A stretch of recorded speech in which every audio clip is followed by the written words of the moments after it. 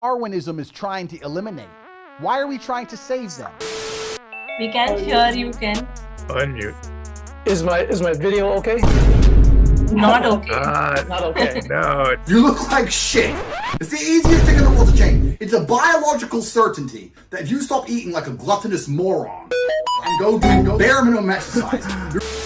Yeah, it is different. It's very different. I didn't realize. Yeah, it's completely different. This is their job, because that is something you found. You're full of shit. I make my girlfriend cook for me every day. It's fine. She's under pressure. She doesn't want to f up for Big Daddy Tate. She's under pressure. She still provides the meal on time. So why are you trying to break her? I had some chef idiot tell me about addiction within the kitchen and everyone's high on coke because it's so hard and such a high pressure.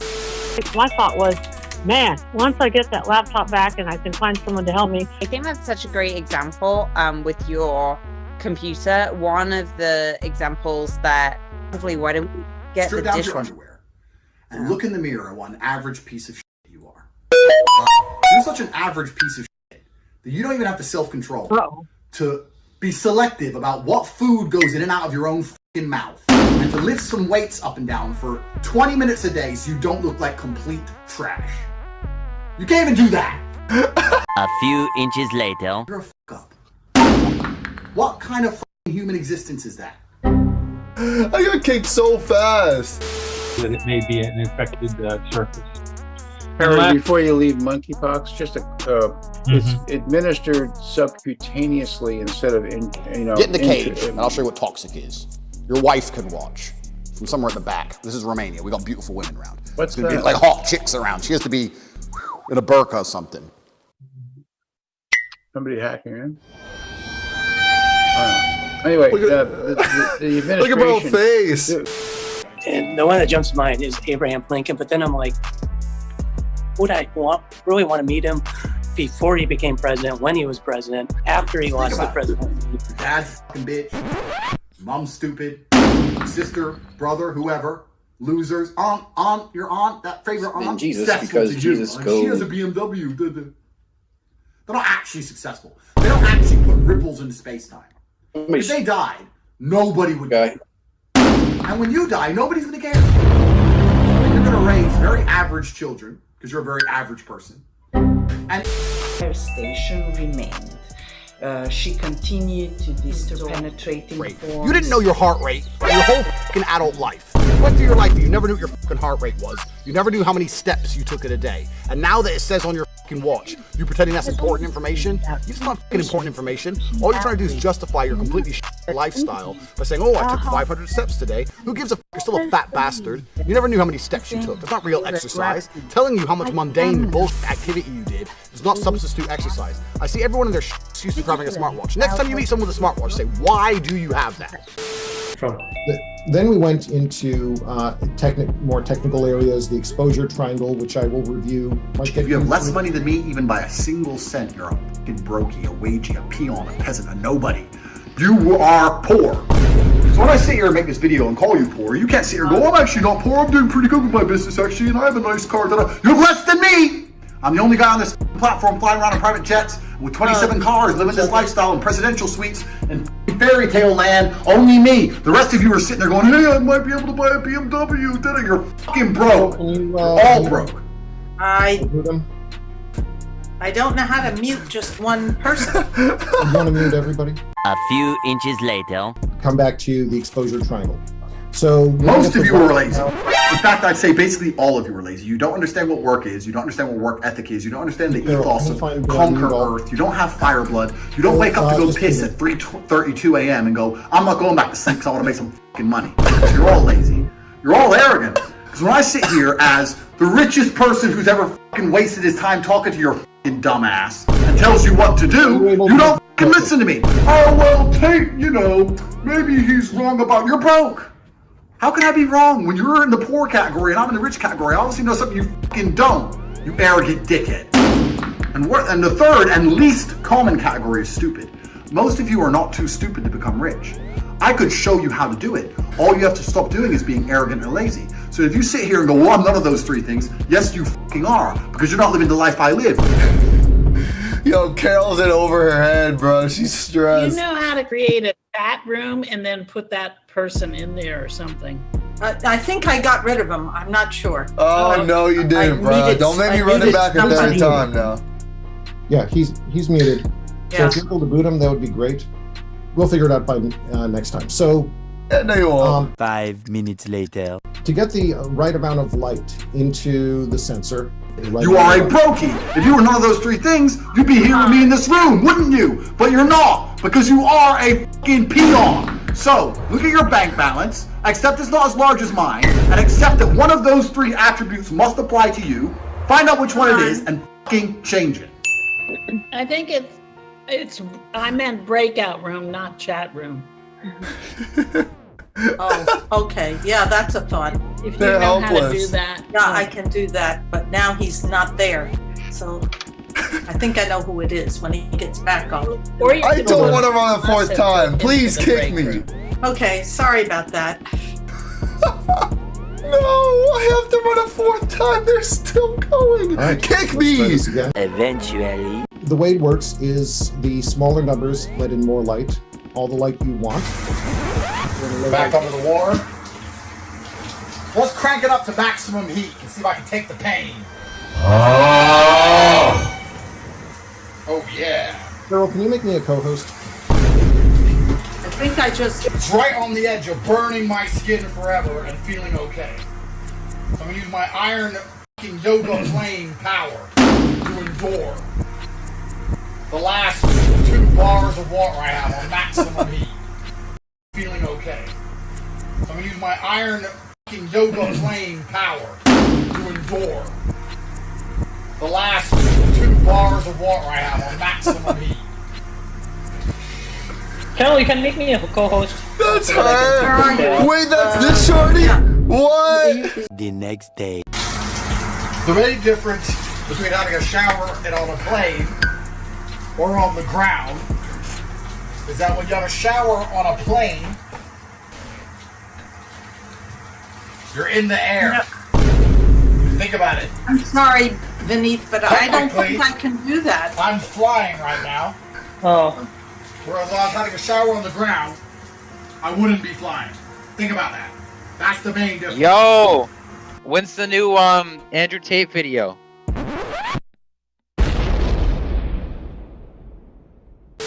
Alright, y'all. That's it for the video. If you enjoyed the video,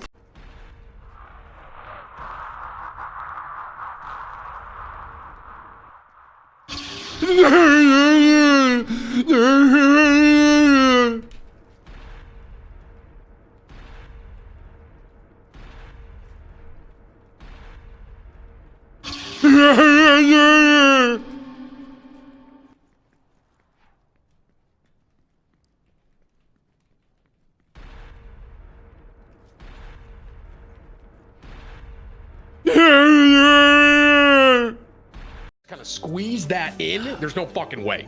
You know what I'm saying? You know who looks kind of big is Action Jackson. Oh, it's always big. He had a 6-pack in high school. He never did abs a day in his life. I mean, him standing next to you just makes you look small, man.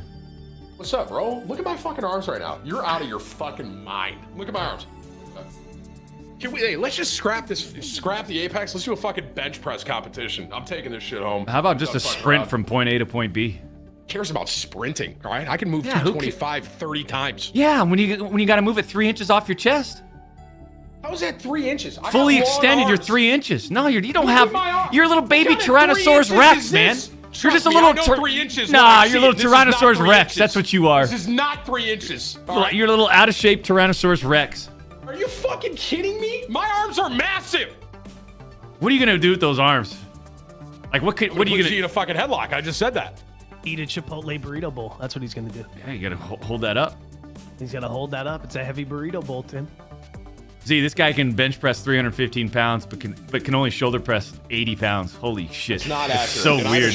I have a shoulder injury. It's like it's your rotator cuff, huh? I have a shoulder injury right here, right there. This connector, this fucking connector right here hurts. Right there. Right, right there. It hurts. The connector in my shoulder and my chest. I have to like go like this on my wall, and I have to like lean into my wall right there. It's an injury. Not my rotator cuff, Chad. Something else. AC joint. That's it. Hey, Doc, you want to give me a rundown on what we're doing here today? What's this tournament all about? What I asked him the same thing. He said he got a folder There's- put on his desk. There's a Mountain Dew Champions Cup Discord. I don't know if you get all your guys. I'm in there. Yeah, you guys get your information in there. That's what I'm doing, man. I'm trying to catch. I can't do it all. I mean, I can, but I can't. I don't want to. Doc, do you think I look like a fat Conor McGregor in this shirt? Yes. Damn it. Yes, you do. Hoping you're gonna have my back. Someone said that earlier. Said I look like a fat Conor McGregor. He is ambidextrous and left-handed too, though. Honor is? Yeah, he's left-handed. He's kind of ambidextrous too, isn't he? He's ambidextrous. Not that something with a lizard. No, that's just versatile in so many different ways. Connor McDonald's. Okay. That's a stretch. All right.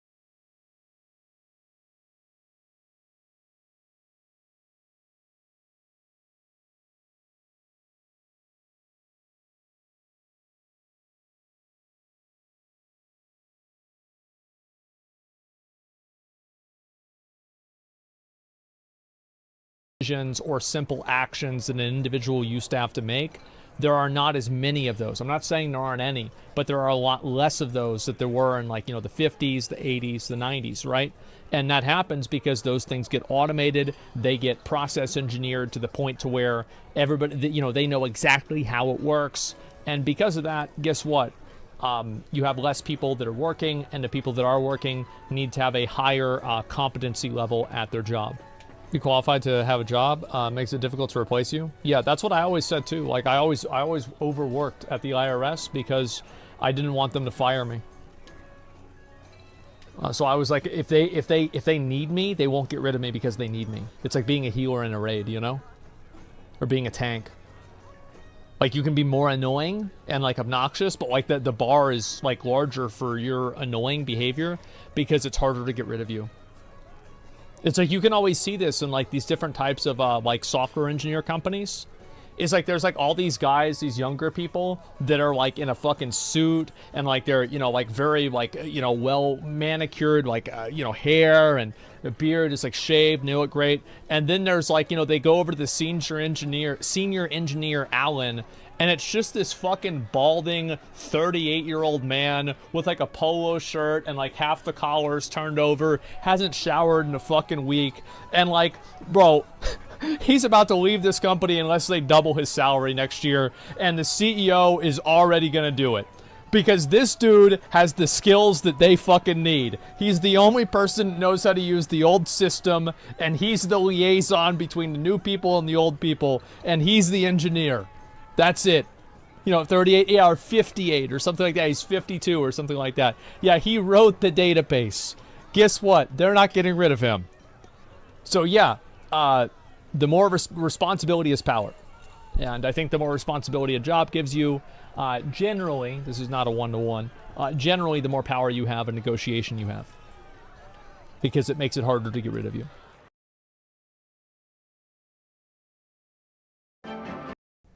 I mean, just you think that one guy who's automating it, you think they're just gonna pay him 5 times as much?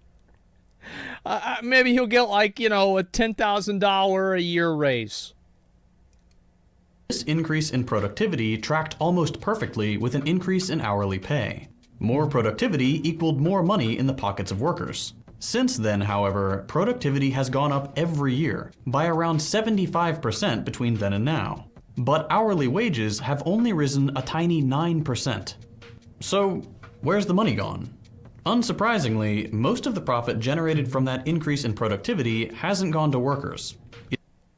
Who could have possibly expected that? Wow, I'm sure there's like probably one person in chat that's a surprise to.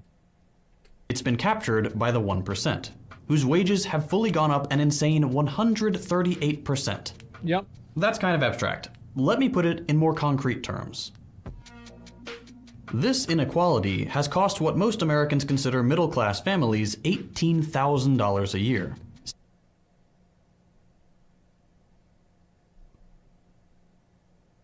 Oh, that sucks.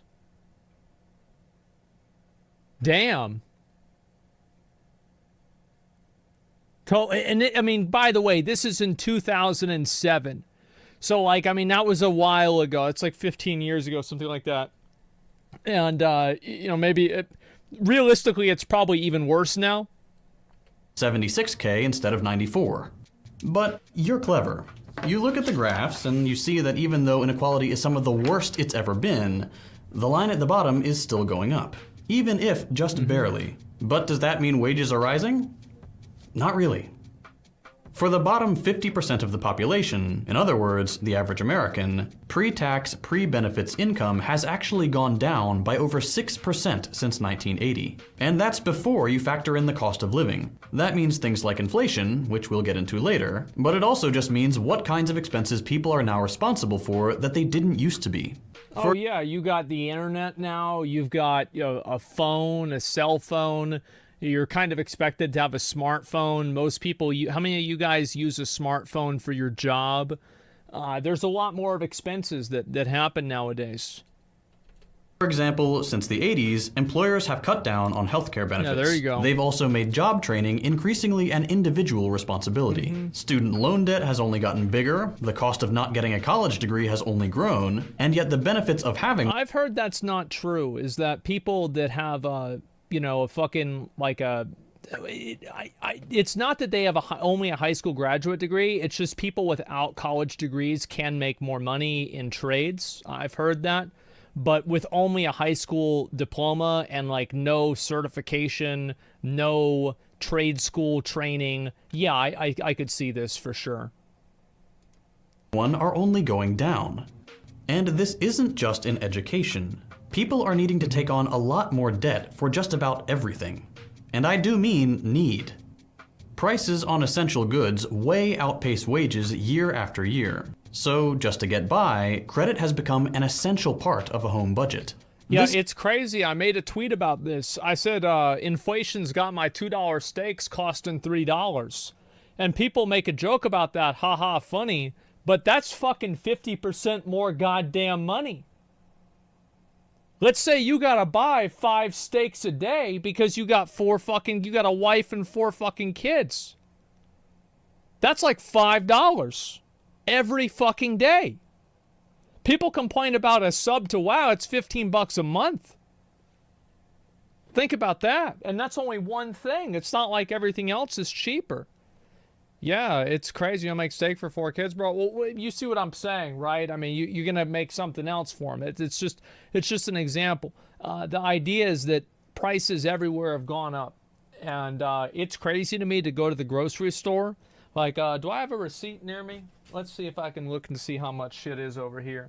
I remember I went to California. Gas was $7, and it wasn't $7 and like 3 cents. It was $7 and like 63 cents. Holy shit.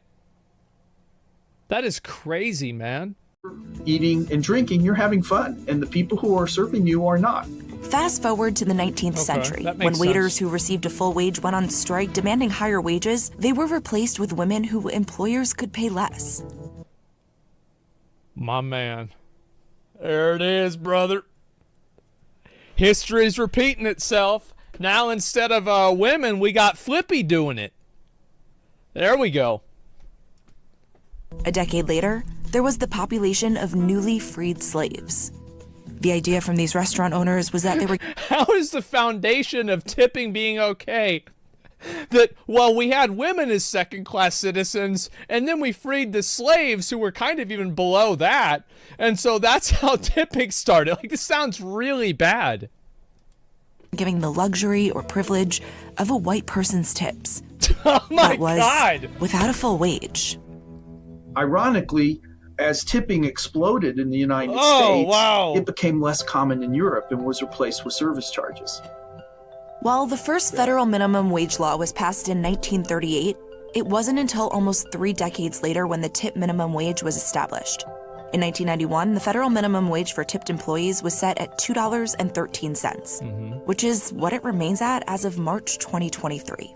That seems like it doesn't keep up. That seems like it's not keeping up with inflation. Man. Let's see how much it would be.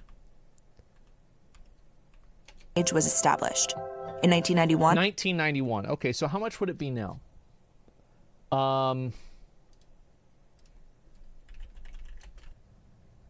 Minimum wage. As of March. As far as I know, the United States is the only country that exempts tipped workers from having to receive the full minimum wage. Isn't it great? Hell yeah, brother. That's right. In 43 states, it is legal to pay tipped workers less than the standard minimum wage, because tips presumably make up that difference. Of course.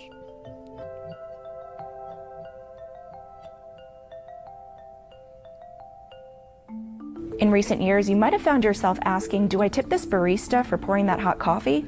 What about when I'm going to a restaurant and picking up takeout? No. And how much do I tip that doorman, driver, or dog walker? No. When those in the service industry were feeling the brunt during the coronavirus pandemic, consumers started tipping for things they never had before. Yeah. And the percentage of remote transactions when tipping was an option in which the consumer tipped soared from about 46% before the pandemic to around 86% in January 2022. Jesus. If people were willing to tip the person delivering food to their home 30%, why not ask if they'd like to tip when they come pick up? During the pandemic, businesses who... Yeah, tip Chipotle for putting your food on the fucking counter for all the takeout food. Yeah, you want to give us $5 extra for putting your food on the counter? Lost a lot of traditional customers and transactions were looking for alternative ways to make up that income. And if asking for tips was one way to do it, they were willing to try it. And since then, that ask hasn't dissipated. Another reason consumers say they feel pressured to tip more, they're being asked to tip prior to service completion. Asking for a tip beforehand is almost like a bribe. Yeah, it is. Right? I'm afraid not to tip because you're gonna mess up my you food. do less good work. Absolutely, that's what they would do. And I see memes about this all the time, which is ironic because that's where they said tipping came from. Is it was fucking noblemen and like these guys that throw the coins on the ground so nobody will attack them whenever they're trying to cross the bridge. So we've actually come full circle. There you go. Might not be concerned about the barista's perception of their tip before getting their latte, but what about the mechanic repairing your car?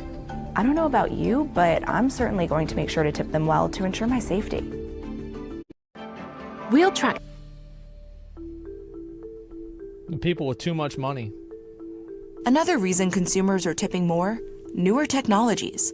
Kiosks and tablets with 3 large tipping suggestions that pop up on the screen in front of you. Yeah. 3 options chosen by the business. Yeah. I have not yet been to the restaurant where they recommend 5, 10, or 15% for It's quick usually takeout. 10, 20, it or normally 25. always starts at 15 as a bare minimum, sometimes even starting at 20, 25, and up to 30. Really? According to a 2022 creditcards.com survey, 22% of respondents said when they're presented with various suggested tip amounts. That's like a 100% tip. You spend $2, you tip $2. Like, I mean, fuck. They feel pressured to tip more than they normally would. Yeah. They use those options as an. Well, it's social pressure, and if you give in to the social pressure, you lose your fucking money. This is only going to stop whenever people stop giving into it. But because people are so fucking desperate for approval, then they don't stop doing it. People could get rid of tipping culture overnight. If everybody just decided to stop tipping at certain places, it would go away. But they don't do it because they're too afraid of the social consequence. That's what it is. They're fucking slaves to approval.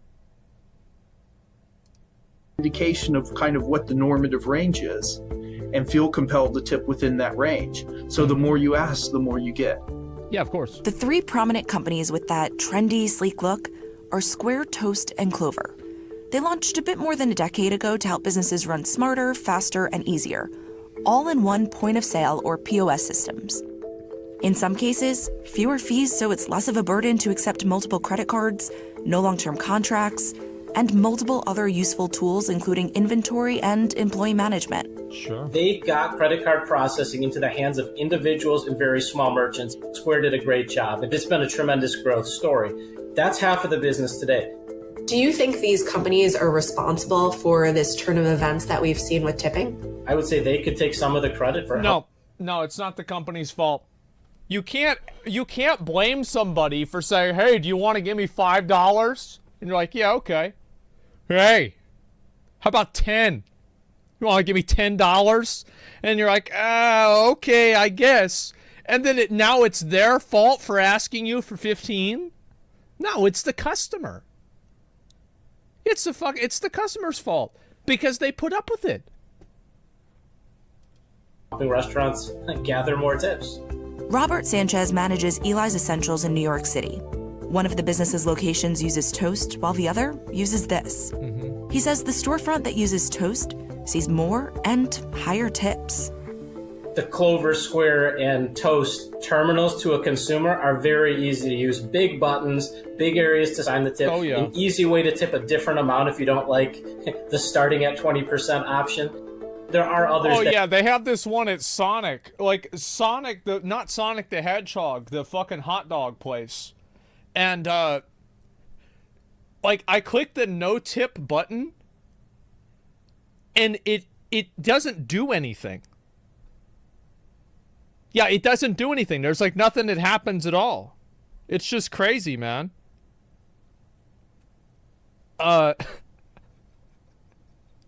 Sonic is dead. Yeah, it's like you click on it, and it doesn't finish the transaction. It just acts like you didn't hit a button, so maybe you hit the tip button after that. Do it. They're just not as cool looking. We've come a long way from being able to just throw your spare change into the jar by the cash register. Yeah. The new tablets have turned what used to be a sin of omission, I simply didn't put money into the tip jar, into a sin of commission. I have to hit a button and say no tip. I have to actively choose not to tip. Whereas before, not tipping was a kind of a passive thing. Glancing at the tip jar could have also been a way to get a sense of how many others are tipping on that service and maybe even how much money. Meanwhile, not only can the tipping options be customized, but the tipping feature can be disabled as well. So it's the merchant's choice to ask or not to ask for tips. You can't blame them for asking. Like, I don't think you should blame them for asking. I think that's ridiculous. I think that people need to be held accountable for their own actions. And at a certain point, you can't blame people for seeking money and trying to get a tip for something. Like, how is it that, like, you're doing something? How is it not the... I really hate this because it's like, this is like, so it's their fault. Like, the world needs to change because you feel insecure about not tipping? This is the weirdest, like, what the fuck is this? It's so obnoxious, man. There's no need to get tip. I don't get it. Like, it's just that they... Fuck. You're just, what's this here? You're just wrong? Wait, no, I'm not. Classic Asmon arguing for the exploiter. I'm not arguing for the exploiter. What I'm saying is that, like, There's such a massive spectrum of this that you can never actually have any legislation or any ruling on this that makes sense, because you can look at tipping as a million different things. So for a million different services, because a lot of things that people do are services. It's impossible to like really draw a line anywhere. It's up to the individual to draw their own line. The business side, it makes employees want to perform better and do a better job. Yeah, of course it does. Seriously significant. They get more really money. Pays for the software. You'd be a foolish business owner not to install it based on what the numbers display. Yeah. Even a mammoth company. Yeah, every company is going to do this. It's smart to do it because you make more money. You're going to make money just because people are so fucking afraid of being shamed on Twitter. It's so pathetic. What a pathetic society. Oh my God. The largest Starbucks has decided that they need to sink or swim, and the best way for them to do that is to offer the tips rate. Starbucks rolled out the tipping feature in stores in September 2022. It's one thing to have a happy staff. It's another thing to have customers that are feeling resentful. I think it's a calculus that all business owners really need to make. What's the tipping point of tipping? Do you think that they're somewhat going to start seeing that they're getting lower tips because people are paying tips to so many services, or they're... I think that people will start doing lower tips now because COVID's not as big of a thing. As I said, I think that there was a lot of people that went into tipping in like 2021 or somewhere around there as like, okay, you're threatening to die by making sure that I get a taco. Yeah, I'll give you $1. It's fine. Yeah, sure. But I think after COVID's over, now that COVID is over, less people are going to feel compelled to tip. I think that just makes sense. resentful of the act of tipping in general? I think that's a very real danger of servers in a sit-down restaurant. They were greatly affected during and immediately post-pandemic by restaurants doing all sorts of fees. Their tips were actually going down because consumers were saying, well, if I'm paying for the health insurance and I'm paying for inflation and I'm paying for this and I'm paying for that, enough is enough. The more you levy these line items onto consumers, guess who's being penalized? It's the one area that's still quasi-discretionary, which is the tip. I went door to door. Yeah, I ordered a fucking pizza. I was like at a meeting and I was like, well, I need something to eat. I can't leave because I'm at the meeting. So I did a door to, I hate fucking ordering food, but I will order food if I literally cannot leave where I need to be at. And it was like after my my podcast, and I ordered a pizza and it said it was $24. Guess how much it was? That's right, $43. Surprise. Oh, surprise, $43. How about that? Can you fucking believe that shit? It's like twice as much money. It was 2 pizzas, to be fair. Like each pizza was like $12. And I got 2 pizzas. Talking with waitresses, bartenders, and baristas, and Miz just like fucking puts his hand over the top pizza, just starts eating it. And like, to be fair, I would let him have a piece. But yeah, he immediately ate half of one of the pizzas. That's why I always get 2. while they wanted to remain anonymous, they told me it's happening already. With inflation and being prompted for tips left and right, they say customers have already started to tip less and sometimes not at all. There you go. A 2022 study found that 17% of Americans are tipping less because of inflation. Smart. However, 10% report tipping more. At the same time, more than half of Americans, or 60%, want to do away with tipping entirely. The extent of pandemic-influenced generosity has also gone down. 43% of consumers typically tipped servers 20% or more in 2022, compared to 56% of consumers in 2021. Meanwhile, the average tip for full-service restaurants has gone down only slightly during the same time period. According to Toast, 19.6% in the fourth quarter of 2022, compared to 19.8% in 2021. However, according to surveys conducted in those same years, respondents said they're tipping higher percentages, 21.2% and 18.9% respectively. it can genuinely hurt the people who truly, truly rely on gratuities for their livelihood. I firmly believe that the tipping invasion we are experiencing right now, I think it's a net negative for society. Well, I think the whole thing is a negative. I think the entire idea that we have conditioned a group of people socially that we need to shame each other for not making up the lost wages that employers refuse to pay their employees. This is insane. Absolutely fucking crazy that this is even a consideration. I don't know how we got here. That people just accept this. That and they just shame each other. They're shitting on each other because, oh, you're not giving enough money. You're not tipping enough money. Bro, you know who should be tipping the money? The fucking manager. Especially whenever you're tipping food, you're tipping money for good food. The waiter didn't even make the fucking food.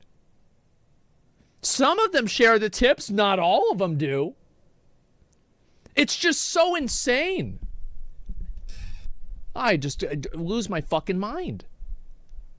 Yeah, let me give a 20 to the chef, okay? Yeah, you came by twice and you refilled my drink. No, you're not getting $17. And with that tablet at just about every counter, no matter where you go, the question is, where's the tipping point? I'm wondering how long before I'm tipping my doctor after an annual physical. If you want to seem especially generous after an exceptional meal, you might decide to go big and tip 30%. But it's a cycle. As more people seeking to make a good impression then up their tips to 30%, maybe even 35%, what becomes a generous tip? I have to believe tips are going to go up from where they are today. Of course. But of course they're going to go up. And here's another reason why they want to go up. Is because people want to appear wealthy. They don't want to look like a broke bitch. So not only are you being shamed, but you also have your ego to hold up. And I'm going to be honest. I don't feel bad for these people at all. If you want to be a slave to social approval from fucking losers, go ahead and tip 50%. It's not my problem. I don't care. At a certain point, you need to fucking be accountable for what you're doing with your fucking money. How is this even a question? I also think there's got to be a logical ceiling somewhere. I just don't know where it is. You up for playing us? Yeah, there's got to be a ceiling. I mean, I'm sure people thought the ceiling was already a place that we're past now, so I don't really know about that, as there being a ceiling, etc. Let me read a few comments about this. I know tipping is always a very divisive topic, which is why I thought I would watch this video. There's a lot of people that don't really say what I say because it's like, I think it's like kind of mean, or it's seen as like, oh, like it's a fucking rich streamer that says don't tip people. Yeah, I don't think you should have to tip.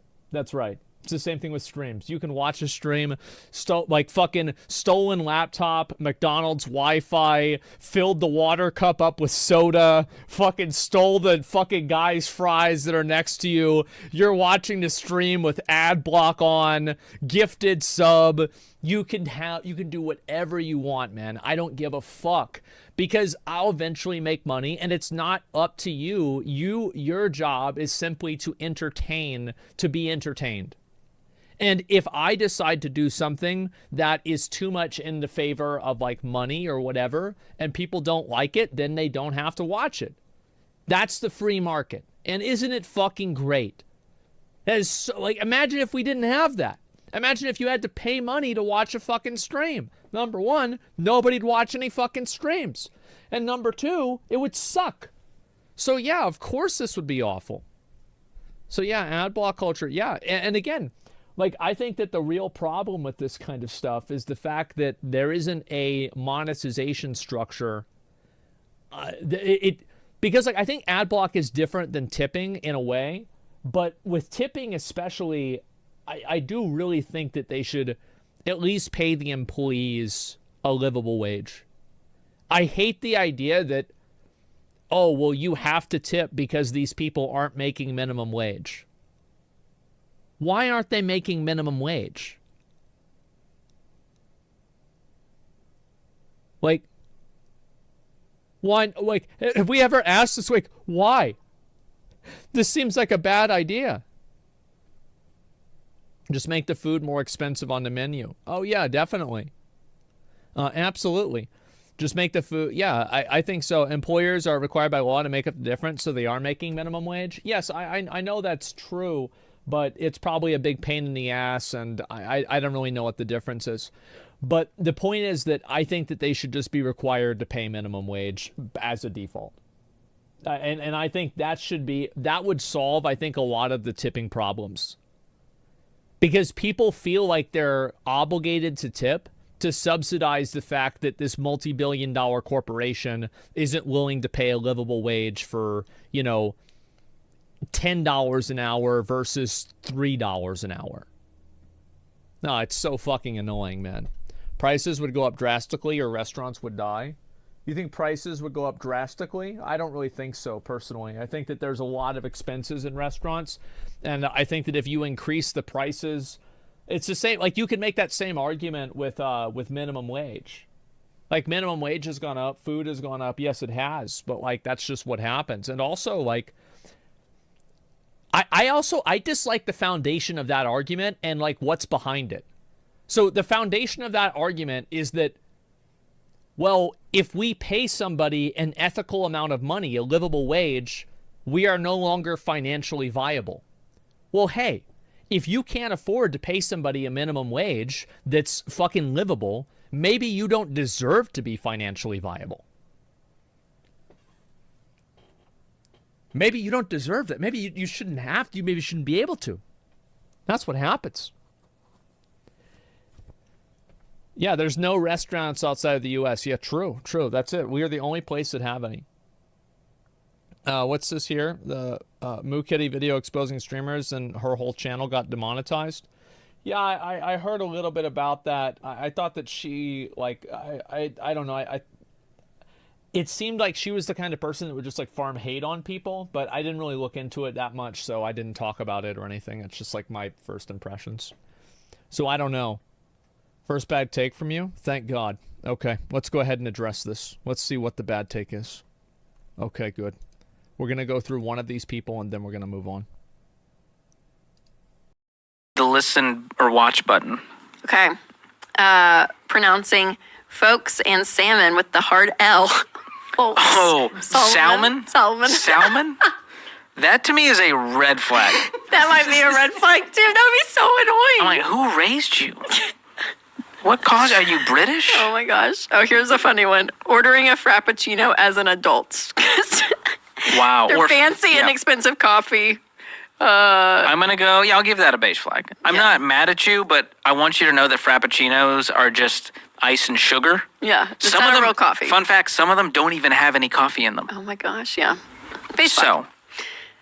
Here's a good one. Using the brand Head and Shoulders as your shampoo. Oh, come on. There's nothing wrong with that. Discover a world with the award-winning services you deserve. A world. Now that I see it from that perspective, I actually kind of believe it more. Someone comes on your cheeseburger. What? I guess I should back up. If someone comes on your cheeseburger, okay. Yeah. I guess I should back up, rephrase that. No, it's if fine. somebody walks over to your cheeseburger and dumps a big salt shaker with the lid off of it on top of it, and ruins your hamburger that's so juicy and delicious and it's full of nutrition and it's ready to go, that McDonald's hamburger's going to look pretty damn good if you're hungry, ain't it? Well, yeah, but like if I was at McDonald's and like the McDonald's guy, like, you know, I got my nuggets and some dude decides to bust a nut on my nuggets, I'm not going to buy another thing of nuggets. I'm going to leave. I'm just going to fuck this. I'm going to Taco Bell. Like, this place sucks. You know, like, why is he coming on my door? Yeah, fuck this. Like, I don't want to go here anymore. This place is awful. Yeah, it is. So it's not that far-fetched to think This patch came out for a reason, because it did. Yeah, it came out to balance things. Y'all, let's be real. We didn't need this patch. We could have gone into the season with what we had and still had fun, right? Everybody knows that. It's no new news. It's no conspiracy theory to know that we really didn't need cooldown reduction nerfs. We didn't need damage reduction nerfs. We didn't need any of that. They did that to make you feel better about going to the season to see the battle pass. It's right here in their company file. He must be trolling. You must be trolling, bro. You're trolling for views. And this is the last thing I'm going to put out here, and I'm going to wrap this video up. This right here. That's what I needed to point out. July 20th season release of Diablo 4 first quarterly season. First quarterly season. Take a fucking tinfoil hat off. It ain't tinfoil hat conspiracy theory. It's true. Got a bunch of people that commented. Even had a Microsoft dev comment and said I was spot on about what's going on. Here it is, company link. I think I saw that. But anyway, I appreciate those two guys for covering Quinn and Asmongold. I was excited. I love anytime anybody, good or bad. Thing would be against the Jedi Code. No, what? No, not literally. Remember, Obi-Wan, if the prophecy is true, your apprentice is the only one who can bring the Force back into balance. Are we sure he's the chosen one? There's loads of people calling themselves the chosen one these days. I am the chosen one. Somebody had to do it. So I'm taking on China. Quite. Check the prophecy again. Anakin, you've grown up. Master Obi-Wan manages not to see it.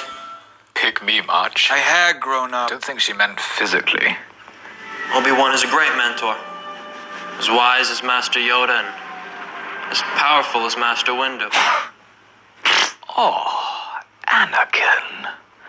Makes me feel kind of bad for every nasty thing I said to the council about you. What? I only spoke well of you, Master. He's overly critical. Lost a planet, Master Obi-Wan has. How embarrassing. How embarrassing. I didn't lose a planet. Talk about undermining you in front of the youngling. Yeah, afterwards, I had to take him outside and say, hey, what the hell was that in there? And he was like, Moonlightner, just a joke it was.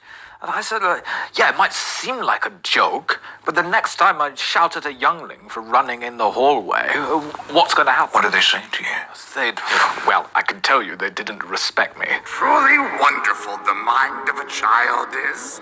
I'm not even bothered about who might have erased it, Yoda. Then when I asked Jocasta Nu, she fobs me off.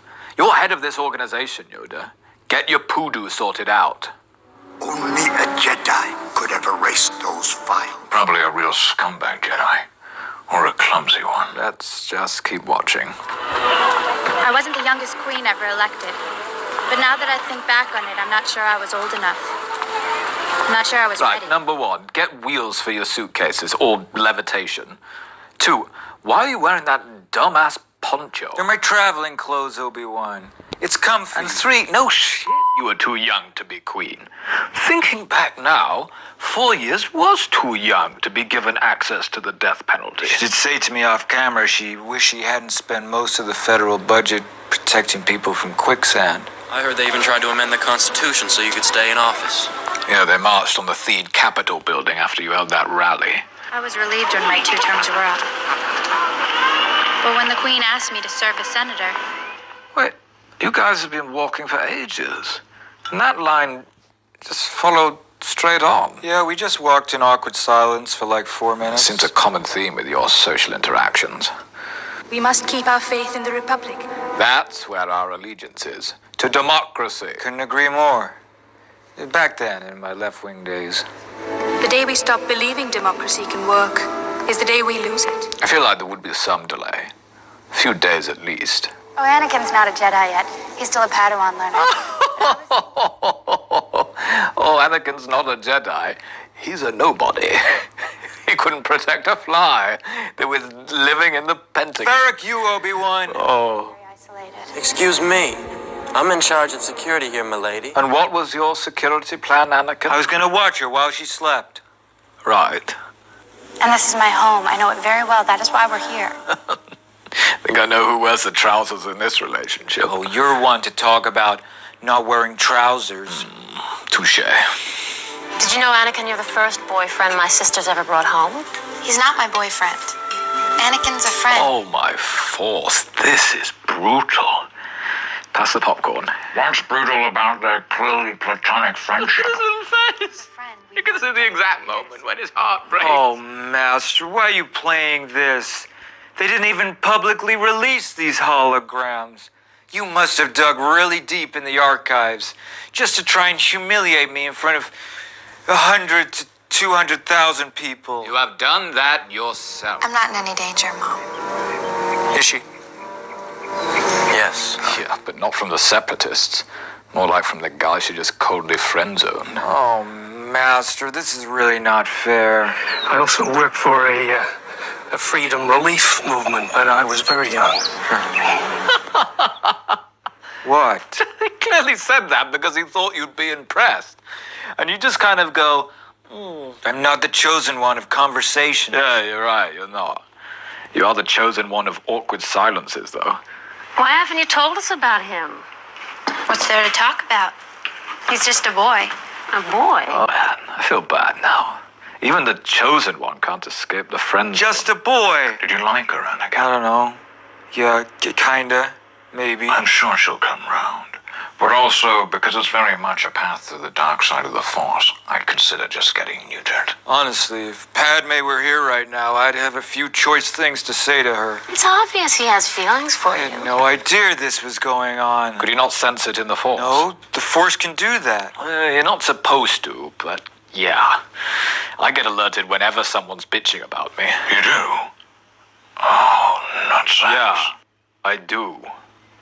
How serious is this thing? How much danger is my daughter really in? Is that the "what are your intentions with my daughter" line? I don't know. It was all very confusing. I hope you lied. There have been 2 attempts on her life. Chances are there'll be more. Yeah, with you in the picture. What? Huh? Are you a bad bodyguard, Anakin? No, more that, yeah. The times we live in. Ceiling chairs. Now I've seen it all. Well, wait to see the other stuff they were cooking. Not ceiling ottomans. I think you're fixating on the ceiling a bit too much. Ready with 1 million more well on the way. That's good news. You had no idea what was going on. What did you think you'd ordered 200,000 units of? Honestly, I had the fear. I was like, jeez, what the heck did I drunk order last night? Oh yeah, that's why I never check my bank balance. Please tell your master, Cypher DS. I can imagine at this point what I was like. Force be good, am I going to have to pay for 200,000 clothes? You left your wallet in the ship. You could have used Apple Pay. I'd left my wallet and my phone in the ship. I was just trying to be more present. This is so Cypher Diaz. He took me and Master Furface for Bantha tacos once, but who got left with the bill? I love the water. That one little scratch in your outfit immediately turned into a perfect little crop top with a sleeve. No, it's hot in Geonosis, so I quickly turned it into something a little more breathable. Also to tease Anakin a little more. You just said you loved me. I'm just a big old flirt, me. You saw her with the cream cheese. One kick killed your mom. Yeah. You guys really made a meal of it.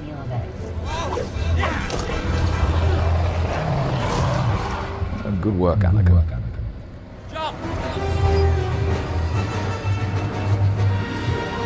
Wait a minute. You're not force sensitive, are you? Nope. What's that? 30 meters straight drop. Yeah. And you just launched yourself gooch first. Didn't make a peep. When the adrenaline wore off, I was in a pelvis cast for like 8 months. Play it again. Jumping head, that's gonna be a sore one. And it did. Chopping hurt like a mother virgin. Master. How pleasant of you to join us. I don't want to hear any more about Master Windu. Why not? I just don't. I've heard enough about him. Brave, but foolish, my old Jedi friend. If he is evil, like you say he is, why doesn't Mace just strike him down right there? Why? I guess he decided in that moment that Dooku wasn't too dangerous to be left alive. We learned that. Master Roger Federer. Low to high. He took me and Windu for a lesson, then taught Ahsoka when I couldn't be asked. He did have a lovely flow. Yeah, much easier on the eye than the Jedi's taught by Master Djokovic. So is this that Order 66 you keep mentioning, where loads of Jedi die? Oh, you'll know when it's Order 66. Because they keep saying Order 66. Is this Order 65? What? No. Just watch instead of asking so many questions. Well, I haven't seen it, have I? It's confusing. And you're mentioning loads of stuff I'm not too well.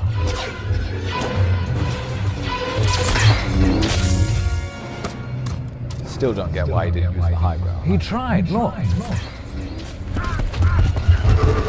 See, his jetpack got trampled by the triangle. Oh. Some say the high ground life chooses you. Oh, my Force, shut up. It's a diplomatic solution. No, I call it aggressive negotiations. With your cutesy wootsiness, no bound. Oh, shut up, Master.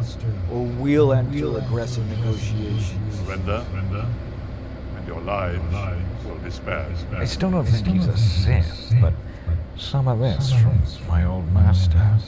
Really? No. Ah, exactly. This is just the beginning. We will not be hostages to be bartered. What's that look in your eye? What? That, I'll be a hostage look. Windu just decided he would speak for all of us. Yeah, I just got everything I'd ever wanted. I would have happily been a hostage to be bartered. Oh yeah, Yoda saved us. Legend. What, did you forget? Yeah, it's not how I remember. How do you remember it? I thought I hacked my way out and then led everyone to safety. What? That's so Obi-Wan.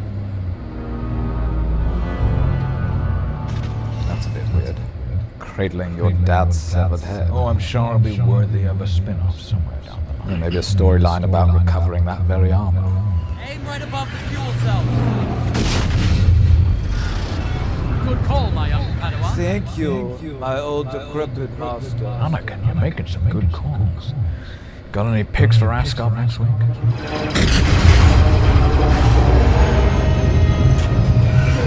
When the battle was so clearly won, why did Windu insist on leading the battle? You just saw that ship go down.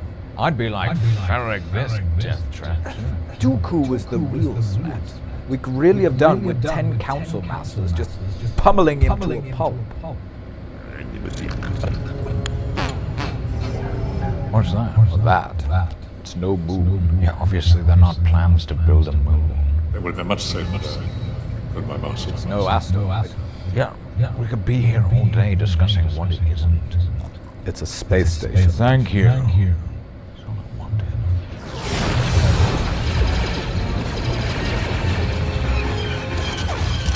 So what is this? It's the Clone Wars. Why is it called that? Because it's a war and there's clones. Yeah, more of a clone battle. Yeah, but then after several more, it became a clone war.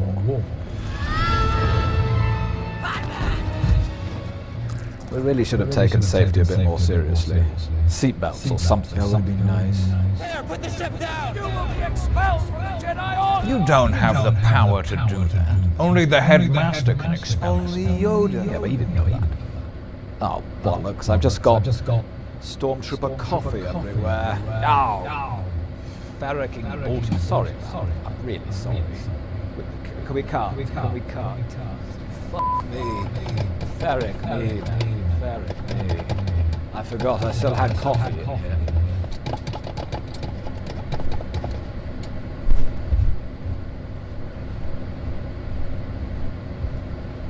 All right, let's go again. Let's go again, guys. Yeah, but you didn't know that. I could threaten him. What do you think Padme would do if she in your position? She would do her duty. I would not. I would have saved me.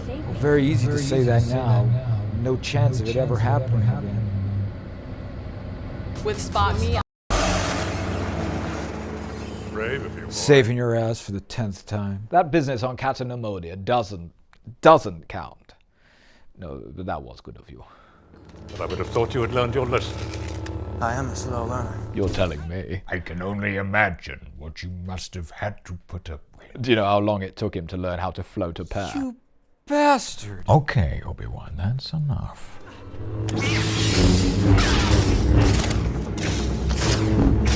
Dual wielding. Nice, Anakin. You learned that from Obi-Wan? No. Raphael the Ninja Turtle.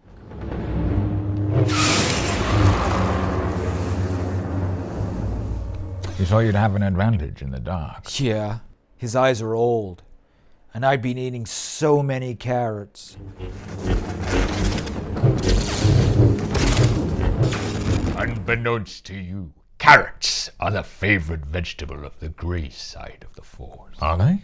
Yeah, they're like little lightsabers, halfway between green and red. Sort of, if you get ones that are on the turn. You know, they actually have purple carrots as well. Window.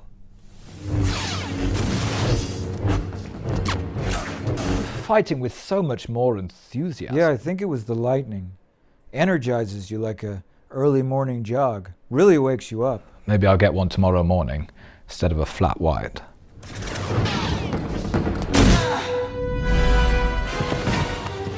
Dooku's. In my defense choir, they had cornered me. I was basically a goose defending my young at that point. What? Yeah, that is true, Dukes. Still cutting my lad. 2-on-1 as well. Can Jedi not ever fight an even battle? They're bullies. Hey, look, it's me. Yeah, I know. This is pretty much all about you. No, me. My origin arm. No, Count, not Yoda. Quite, do you think that Dooku's first name is Count? Maybe without the O. Kenobi, can you strap a muzzle on your little twerp? Shan't. Wait, is your name not Count? No. By the time I thought about correcting you, I felt it had gone on too long. It would have been too awkward.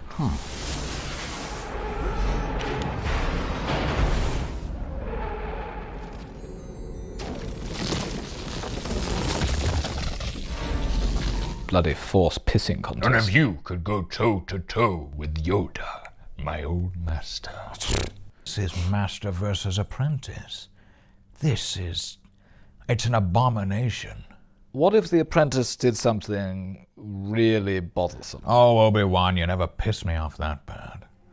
It is obvious that this contest cannot be decided by our knowledge of the Force, But by our skills on the dance floor. but by our skills with a lightsaber. Nearly. Ugh, it's so cool. And did you preheat your lightsaber? Ha ha ha ha ha. Wow. Come on. Guys, come on. Sorry. I can't take this seriously. It's actually quite hard. Can someone help me with my straw? Surely it's just like fighting a toddler after they've eaten too many Haribos. Admittedly, I wasn't expecting him to be so good with a lightsaber. I was hoping we'd go hand to hand, and I could just stamp on him.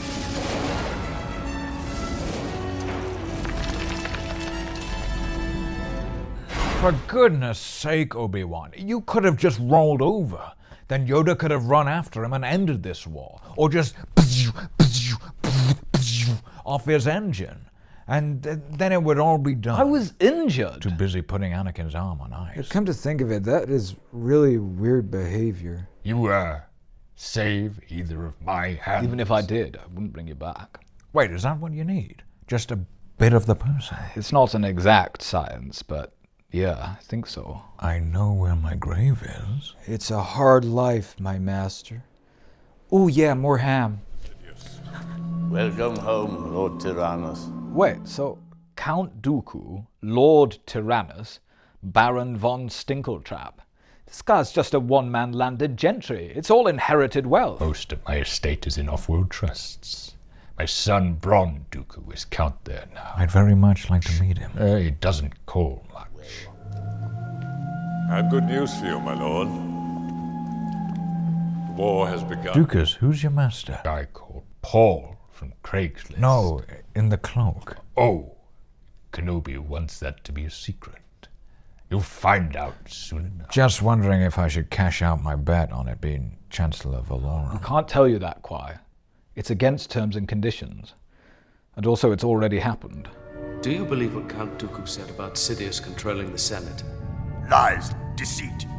Creating mistrust are his ways now. Yeah, I did tell them. I'm absolved, Anakin. So it's your distrust of the distrustful that is your downfall. To be honest, I can't really remember why I just revealed my master's plan. Because you wanted to overthrow him. Probably. Or just lost concentration for a bit. Obi-Wan is such a charmer. I am, you traitor. Begun. The Clone War has. Oh, he'd always do that. Just talk in such a grandiose way, like he's voicing a movie trailer, and we'd be like, Yoda, it's just us. There's no one here to impress. Oh, some of the stuff he'd say, like, 3 minutes, we leave now, or bus, miss, we have... Something like that.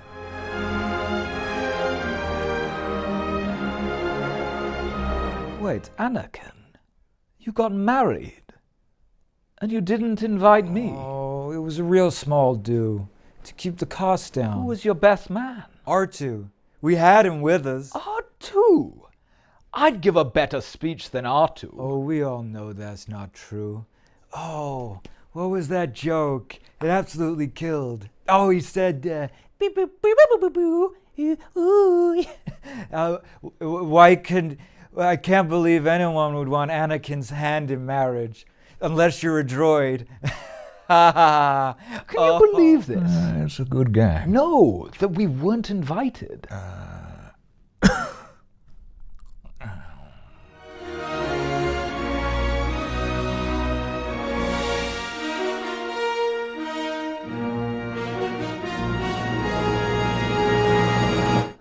Oh, right.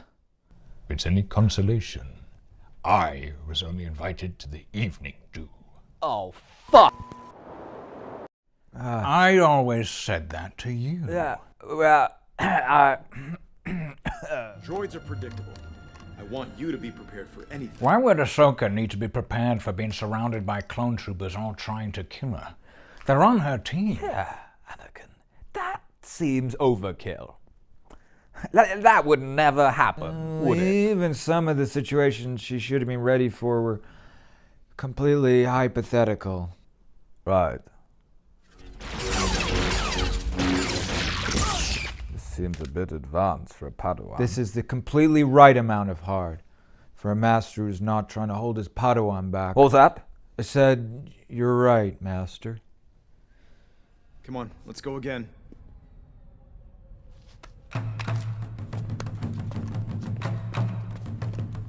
Go again. She's all woozy. If you were surprise attacked by clones, they wouldn't wait for you to lie down for a bit and maybe have some Lucozade. What exactly were you preparing her for? Hypothetical situations. She can deal with this. She can deal with pretty much anything. I shot her when she was already down. Yeah, Jesse. She was always rude to Jesse. He couldn't wait to do this exercise. Again. Again. She does keep getting back up, in fairness to her. Yeah, she's like Tyson Fury. Well, I hope whatever happened in the future stood her in good stead. Wait, Anakin, did you know 66 was going to happen and plan this? Nah. Because Nah. I didn't get any of this training. The best way I can protect you is to teach you how to protect yourself. I can think of a few other ways. Nope. No other ways. Anakin has a point. If some colossal psycho bellwith somehow turned the clones on all the Jedi, this would be the only way to protect yourself in that environment. Not that that could or would ever happen. That's true, Quai. It would be great for that. That specific scenario. You can hold off Rex and the boys. You'll be ready for anything on the battlefield. Well, yeah, anything with a blaster at least. Is that an implication that you're planning to attack her? Not me, but yeah, a lightsaber or a magistrate lady with a pure Beskar spear or something. Oh.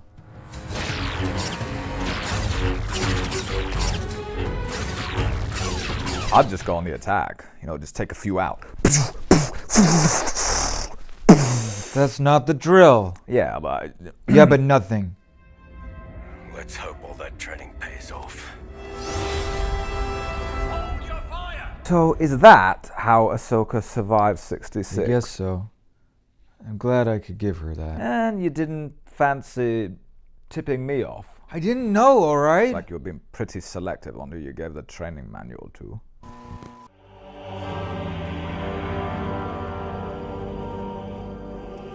Anakin, you okay? If after this, because I do find this hard. If we could watch like Sabrina the Teenage Witch, or that would take the edge off. In Barbie Land, everything makes sense. But here in the real world, I'm always like, what is that?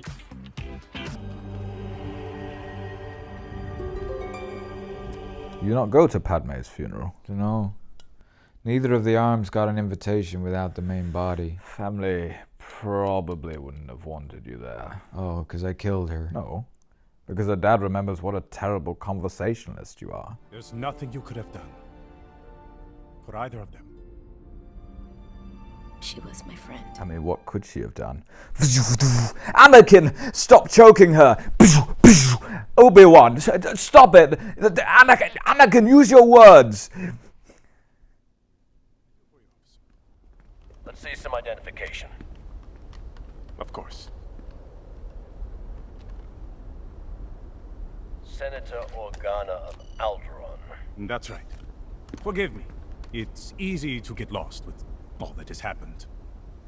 Still, we have a duty, don't we? An obligation. Bale knew all this. He never told me. I'm really lost. I thought you said we'd watch it all in order. No, I said we'd go prequel, sequel to prequel, original, prequel of the prequels, followed by the sequels to the originals. Keep up. And if you should ever need anything, please contact me. He really loved those clones. Ah, Rexy boy. He must have helped her with Order 66. Oh, my Force. On one hand, I kind of hoped that would happen, but on the other, I'm incredibly angry. You just leave me to it. This is my payload, not yours. She became a farmer without using the Force. You know, Obi-Wan nearly became a farmer before. Why? Some things I prefer you keep secret. When he got released from the Jedi Temple, we were both on a ship headed to a farming planet. Well, the rest is history. I'd have been a lousy farmer. You think you're a better Jedi? Yes, obviously. Definitely did not. No. Maul. He mauled them. Let's not ruin it for him, Anakin. Together, we shall bring peace and prosperity to the Republic. Oh, yeah. Level of Jedi Knight, the Council does. But agree with your taking this boy as your Padawan learner? I do not. Maybe you should have listened to him. What? You made me promise as your dying wish. Delirious Obi-Wan. Yoda is telling you not to. You already argued against him. I gave Qui-Gon my word. I will train Anakin. Yeah, all right. It's nice, though. Nice sentiment that you'd do it for me. Oh, thanks. Your apprentice, Skywalker, will be. Yay! I was expecting more people. Yeah, we massively overcatered. Not much crying. Yeah, I don't know what we could have done about that. You could have hired a wailing widow. The mysterious warrior was a Sith. Always two there are. I'm being cremated and they're talking business. I kept shushing them, but they kept just doing this to me. Master. Ah, pulling the MasterCard. Such a fucking clique. A master and an apprentice. But which was destroyed? The master or the apprentice? Is Padme the master? No, but you're going down the right line. So very sad. I bet everyone could barely get out of bed for weeks. No,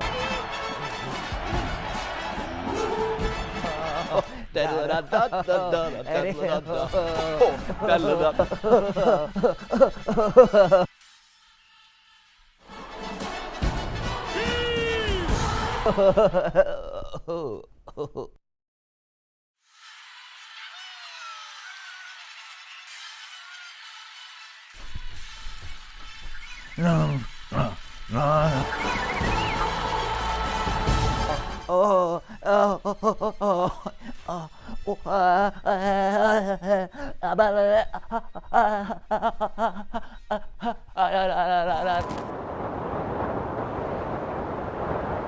Master. Quick learner and had a so-so master. She going bare knuckle versus saber. Oh, saber versus pimp hand.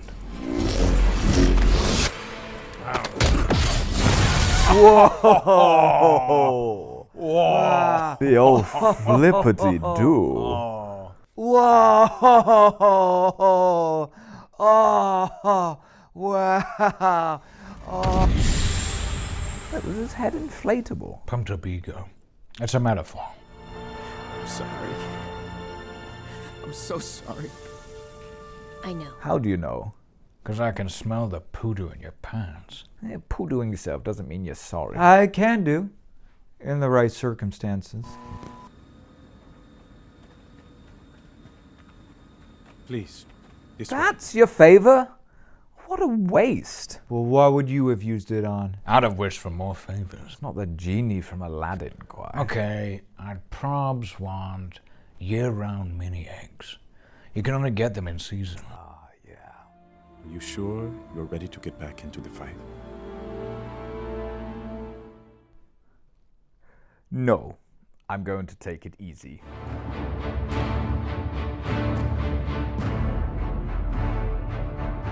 Aww, I want more Ahsoka. Well, you only have to wait a few months. But I want it now. Isabel?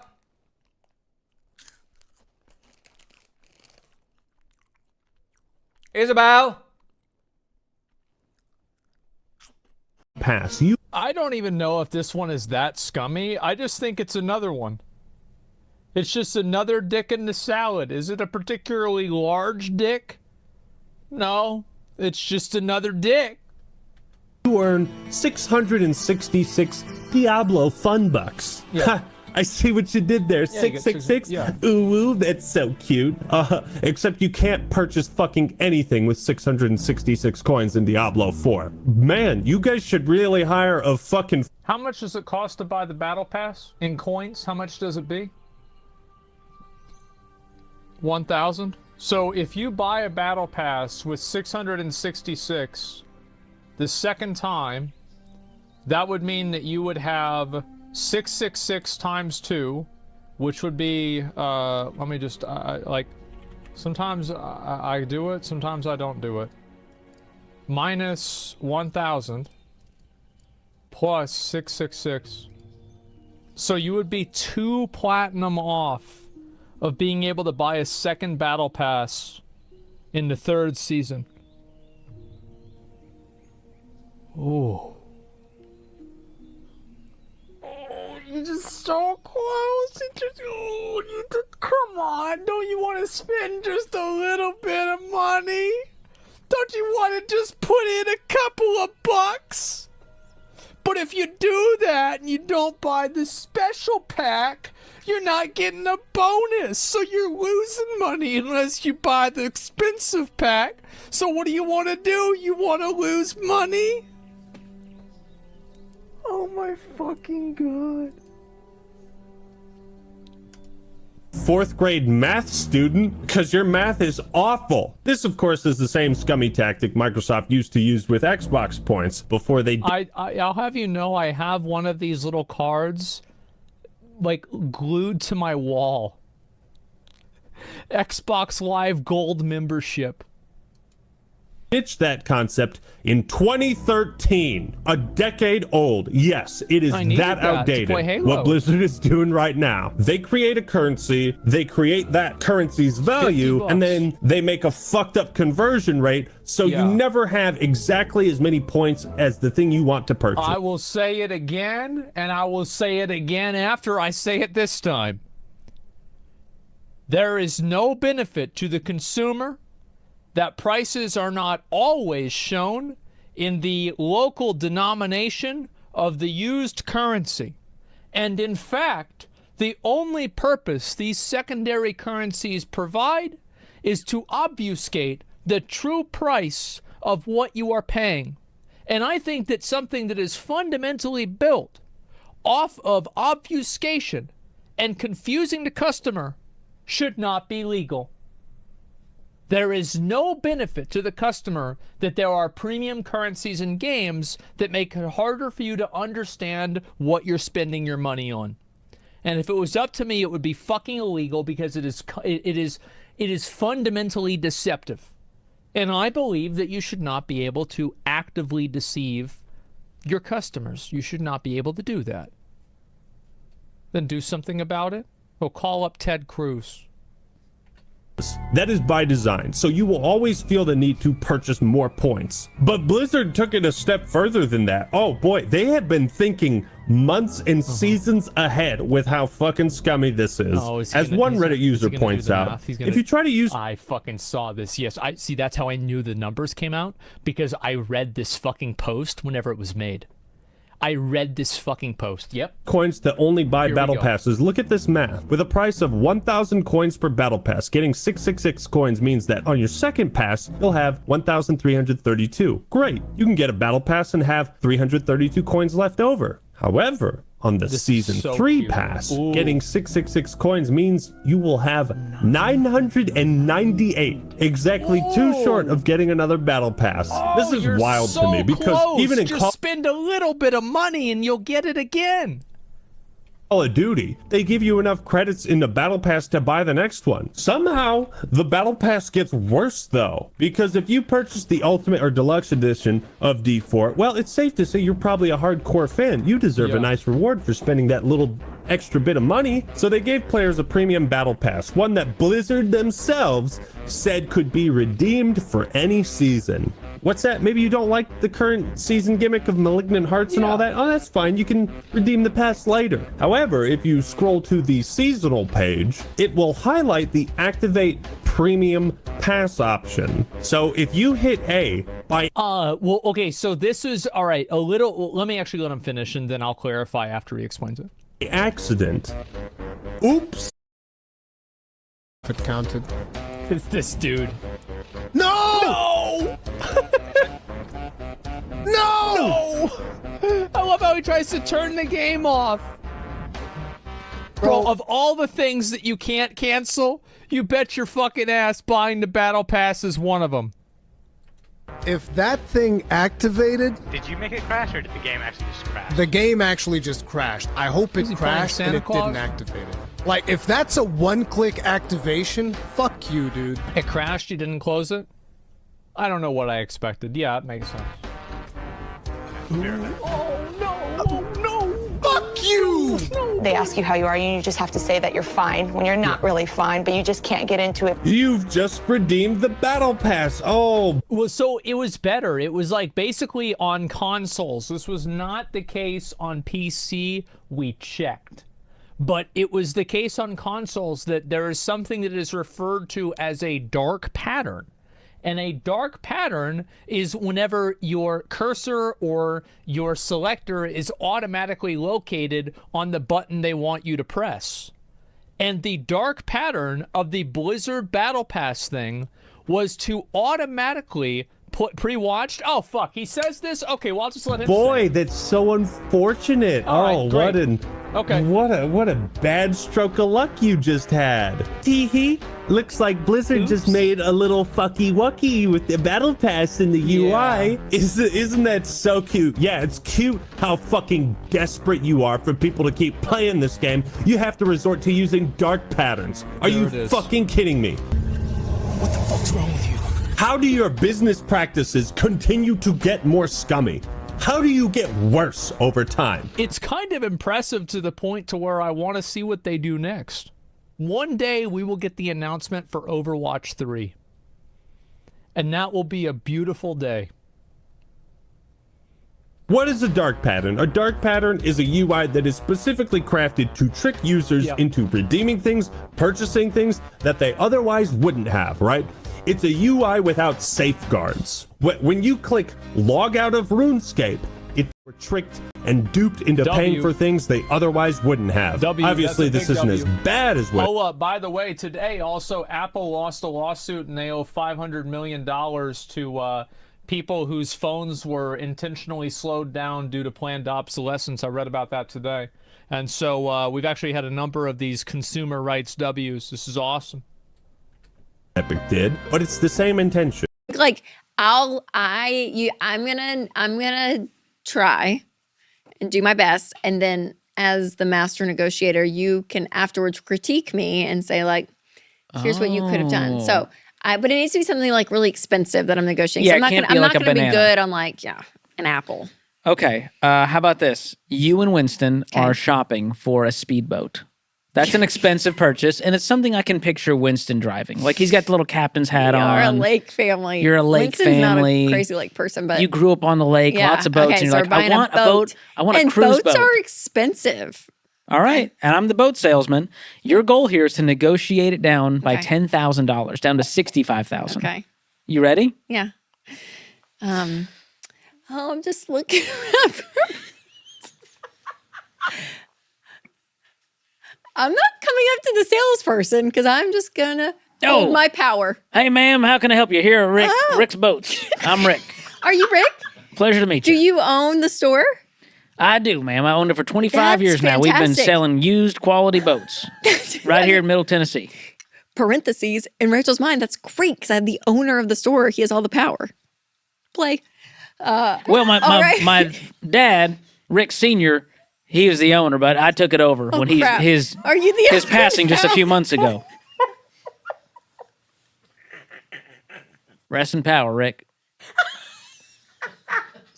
How can I help you, ma'am? So sorry for your loss. Oh, I appreciate that. He was older than a tick on a boat, let me tell you right now. So he had a good, long life. Did he die on a boat? Died on the boat. It's how he wanted to go, ma'am. Well, just like the memories you have of your father, Rick, I want memories with my family. Wow, that's real personal to you.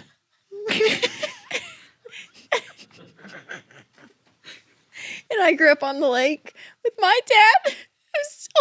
Are you crying? Wow, what's your dad's name?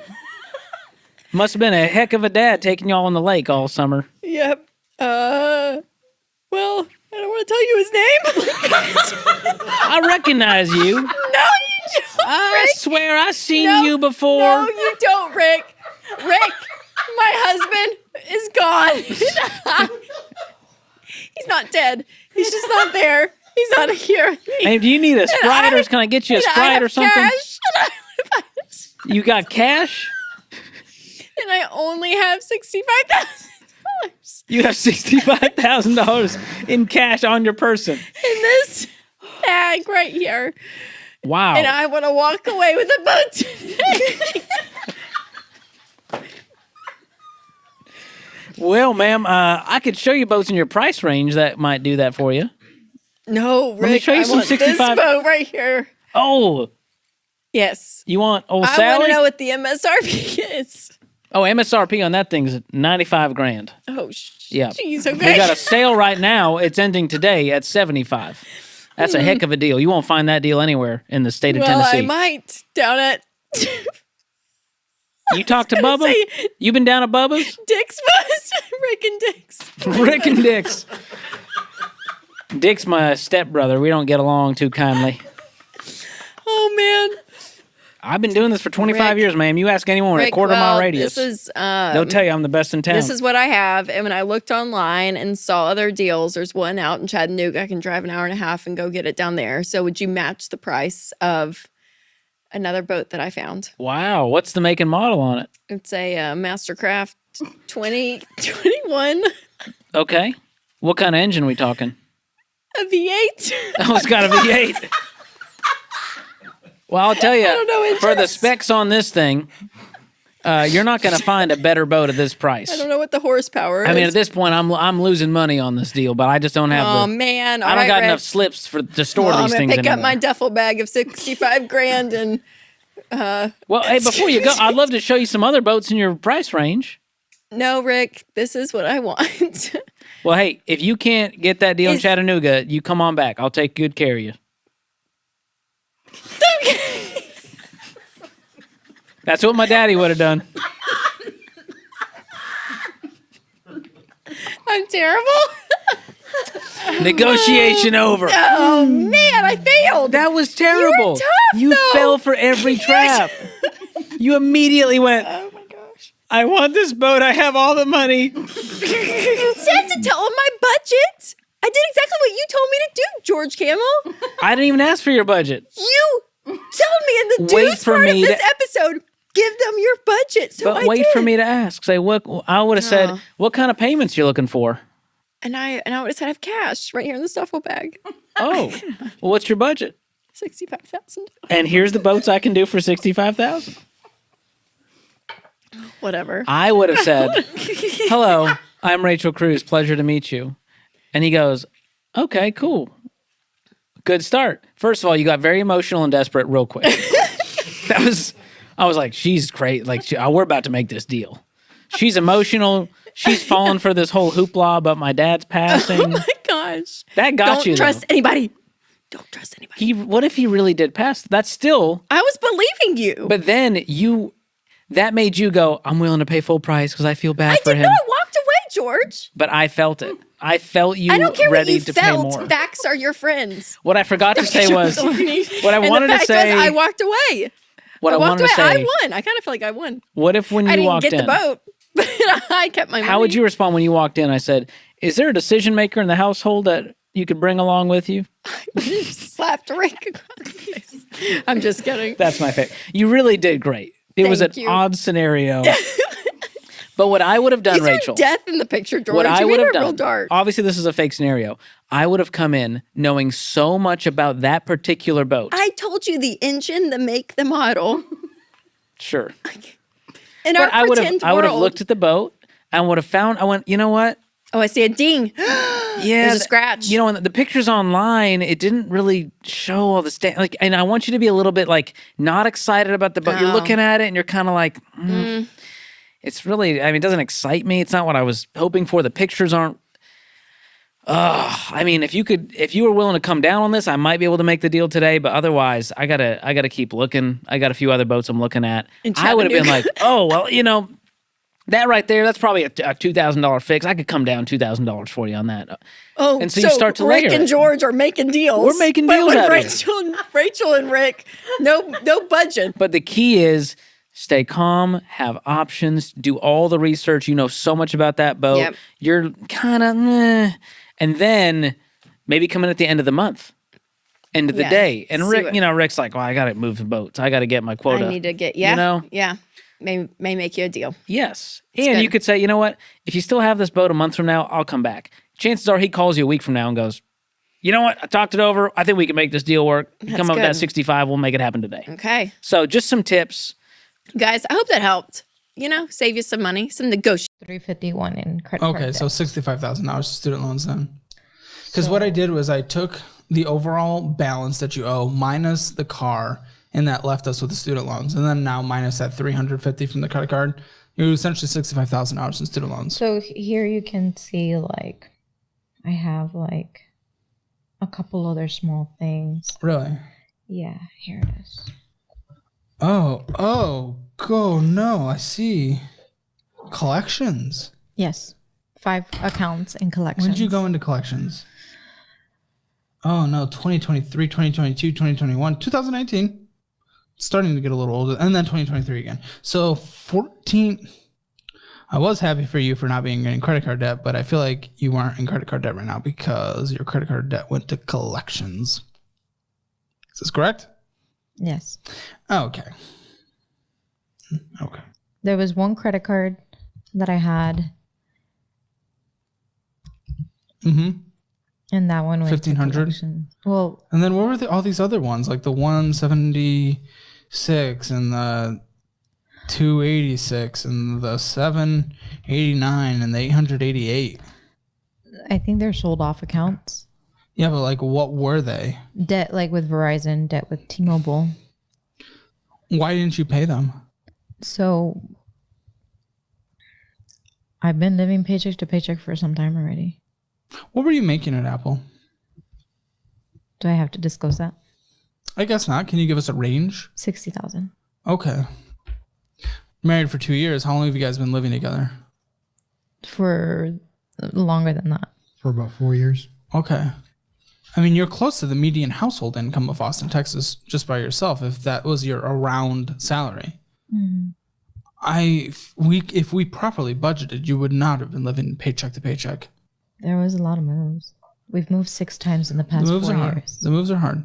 But again, I feel like, I promise you, if I sat down with you and we budgeted on a month-to-month basis, you would have savings on We the have no side. budgeting. No, I know. That's what I'm saying. If we had a budget, you would not have been paycheck to paycheck. Correct. We were paycheck to paycheck based on our overall living and spending choices. And even with the moves, if we had savings, which I would have baked into the budget, savings, we would have had the money to make the moves regardless. We do have a savings account. We have How a much? savings account with Canvas, the bank that we have the truck loan with. And it's a high yield savings account. And more than once we've taken out What's in the it now? full amount. Just a few There's bucks. nothing. What's the There's yield less on than that? 5 Well, I guess years. it is. 4%. 4.5 with SoFi, link in the description below. Get that bonus up to $250. But I get it.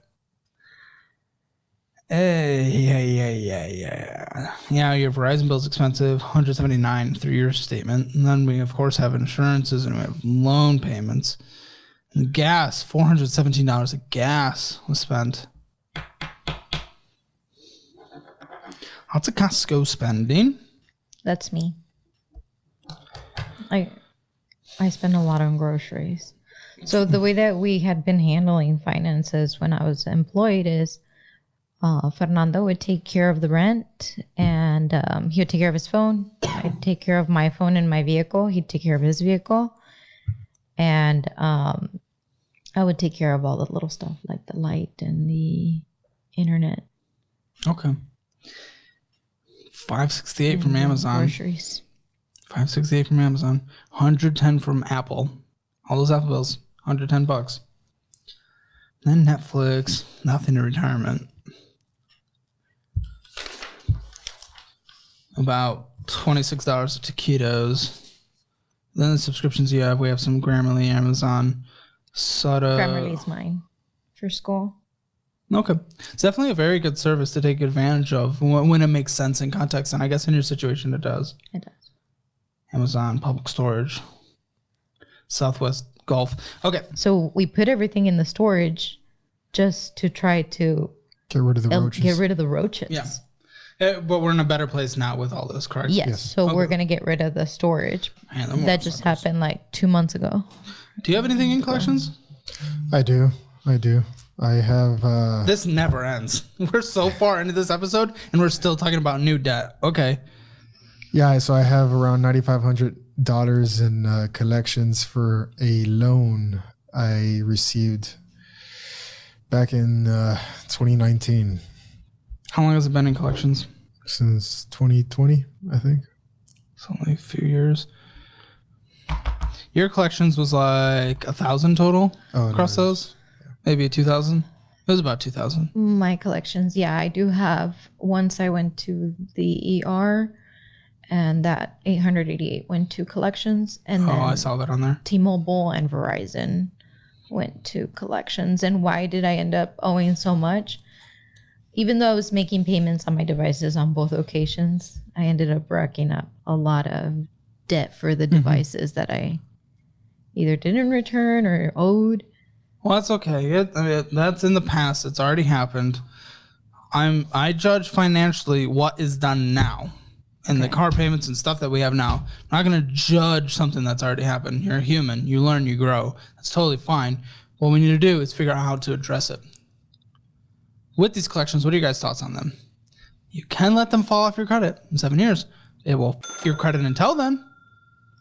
And a lot of yours are only 1 year old. Yours is only 3. Yeah, no, I'd like to get rid of my collections. I think it is holding me back a lot. What's your opinion on this? I wish we weren't in this situation. Do you want to kill the collections or wait for them to fall off, though? I want to take full responsibility for everything. We actually have done that in the past where we start killing other collection accounts and then we just one way or another end up. It's like we're in a rabbit hole. Well, let's get you to a better situation. Flat out. I need to know the income.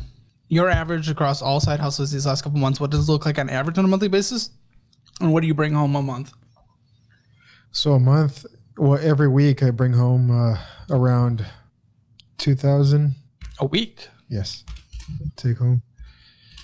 Wow. So 2,000 times 52. So take home 104,000. There is no reason we should be in these situations. Okay. So on a monthly basis, that averages out to 8,666. On average, what do you bring in? I'm currently not employed. I know, but you gave me like 1,000 side hustles that you're doing. Are we not making anything from those? If so, that's okay. I just need to notate what our average income to work with is. I've only gotten like a couple $100 these past few months. Okay, so 8,666 is what we have to play with. And then anything you can bring in is just bonus. Yep. We'll think of that, essentially. Cool. Rent. What's rent? We're talking household numbers now, not I pay this, I pay this. What is rent? $1,400. No, it's 1,500. Utilities, including internet? Internet is like about $100 a month. And the rest of the utilities on top of that? The light right now is like 170, 180. Gas? We're actually bringing the internet down to around $35. Yeah, Fernando just changed providers. He changed it to Verizon. Okay. From Spectrum. And gas? Gas for the vehicles? Gas for the apartment? No, it's no gas. No gas. Okay, so utilities 195 with your new baked-in internet price. So like gas was insane on here. The spending. What do you think? The commute. Yeah. So on average, both of you combined, gas. What do we think? During these moves, I worked from home, so I really didn't have any obligation to most move of around. The fuel usage comes from me. I live 30 to 40 minutes from, or we live 30 to 40 minutes from Tesla, depending on traffic. So, so does your, where'd that go? 417 sound about average? Average. That's a lot. But you make very powerful income. Okay. And we'll do the debt payments, but car insurances, both of them combined? $245. It's not crazy. And you're just going no health insurance right now. I don't have health insurance. And you're doing no therapy? You know, you could have unemployment. So you started pursuing that? I did. 3 weeks ago. I applied. After a month. Haven't heard back? No, not yet. After a month that I was like unemployed and had not like gotten any interviews yet, I did apply for unemployment and they said that would take 4 to 6 weeks. I was going to say you could have gone on the exchanges as well, the healthcare exchanges, and got like $0 healthcare. Mm-hmm. I don't know though, because we're a combined household. Do you guys file separately or together?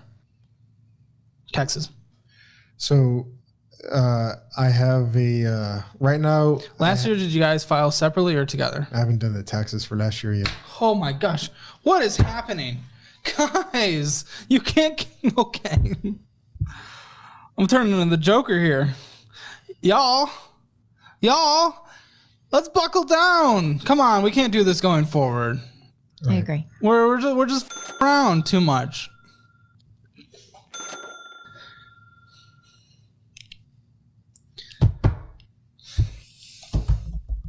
Have you gone through a process to at least see if you will owe or get anything back? So the reason I haven't filed for the taxes last year, or I haven't filed the taxes, I haven't done my taxes, is because somebody stole my identity and they were using my Social Security. Social Security out in California. Have you locked your? No, I have not. Lock yet it. how to do that. You did lock your credit. Oh, good. Yeah, he did. That's what he's talking about. That he locked his credit. Oh, good. Sorry, continue. Yeah, so they were getting their unemployment check in California under my name, and the reason I found out is because I got the letter in the mail. He is paying extra too, like out of his paycheck, in order to try to not get that debt to escalate. Mm-hmm. He is paying an extra deduction from his paycheck. Do you know what you owe on taxes, though? No. Have you contacted the IRS to have a conversation about this? No, I've not. Risky, dude. If there's anyone we don't it's the IRS. Mm-hmm. They come in, pew, guns a-blazing. They will garnish wages. They will garnish wages. Mm-hmm. And you guys do not. You have wages to garnish. You just don't have any wiggle room right now because we're, again, not making payments and 3 overdrafts. So, okay. Jeez. Did you pay your taxes last year? File your taxes? No. Okay, so we were going to do it jointly. If you start bringing in a lot of money from these side hustles, by the way, set aside 30% for taxes. Mm-hmm. Let me add up your debt minimum monthly payments. So even when I was working at Apple, because I was paycheck to paycheck, I was doing the side hustles. But now I'm hoping to bring more income. I don't want to settle for the side hustles because I'm unable to plan financially in such a way. So I've been trying to either get hired by somebody or... Yeah, we'll talk about that. I mean, honestly, things you could do. I'm glad you're getting an MBA. That's a very worth it degree. I'll give a shout out to Course Careers for people looking to get into tech. You're looking more on the business side, but it's a good certification program to get into there. So shout out to them because I really love them. I've seen such good results from people I work with here. But you said you're applying to like a minimum amount for unemployment for jobs. I need you full-time and a half basis. You are sitting on LinkedIn and it just becomes ingrained in your eyeballs, that homepage. Dude, you're applying for jobs every single second of your life right now. Yeah, I got the premium subscription, so I'm able to try to do direct messages, and I have been actively using... Okay, but from what we talked about at the beginning of the conversation, though, it sounds like you're not doing it very much. Not as much as you can. You wake up, you're applying through breakfast, all the way through dinner. You're just applying. And honestly, and this part sucks, you're going to hate this part. Well, how many hours a week when the semester is going are you spending on school? So I start my studies from like 4 p.m. up to maybe like 10 or 11, 12. Okay. Sometimes I'll even pull all-nighters. It depends on the assignments. It's a lot of work. That is a lot of work. When are you doing homework? Every day. We don't go out. We're just home. So it's either like we're applying, we're taking care of the home. And I need you to spend more time just applying to jobs. We just need to get your income up right now. Like what were you going to do if you worked at Apple during the school time anyway? Like how are you going to have that amount of time to work and do school? I was. Okay, so you should have that amount of time right now to go to work at a coffee shop for $15 an hour, right? Yeah. Okay. You might, I hate it. It will feel like a step down. It is a step down. You won't be there forever. The more money we make right now, though, as a group, the quicker we get out of this debt, the quicker we're to just a financially stable place. Right now, again, we're overdrafting. There's no room to not be working whatever job we can. That might be a coffee shop. That might be a Whataburger. You like eating there? Lovely. Might have to work there. We don't have an overdraft option in the shared account. We're not. I know, but still, on his, it was 3 overdrafts and not making payments on some of the cards. I'm saying if we are in that situation, we just need to make more money. Correct. Okay. And cut down spending. Your debt's $2,176.55 on a monthly basis.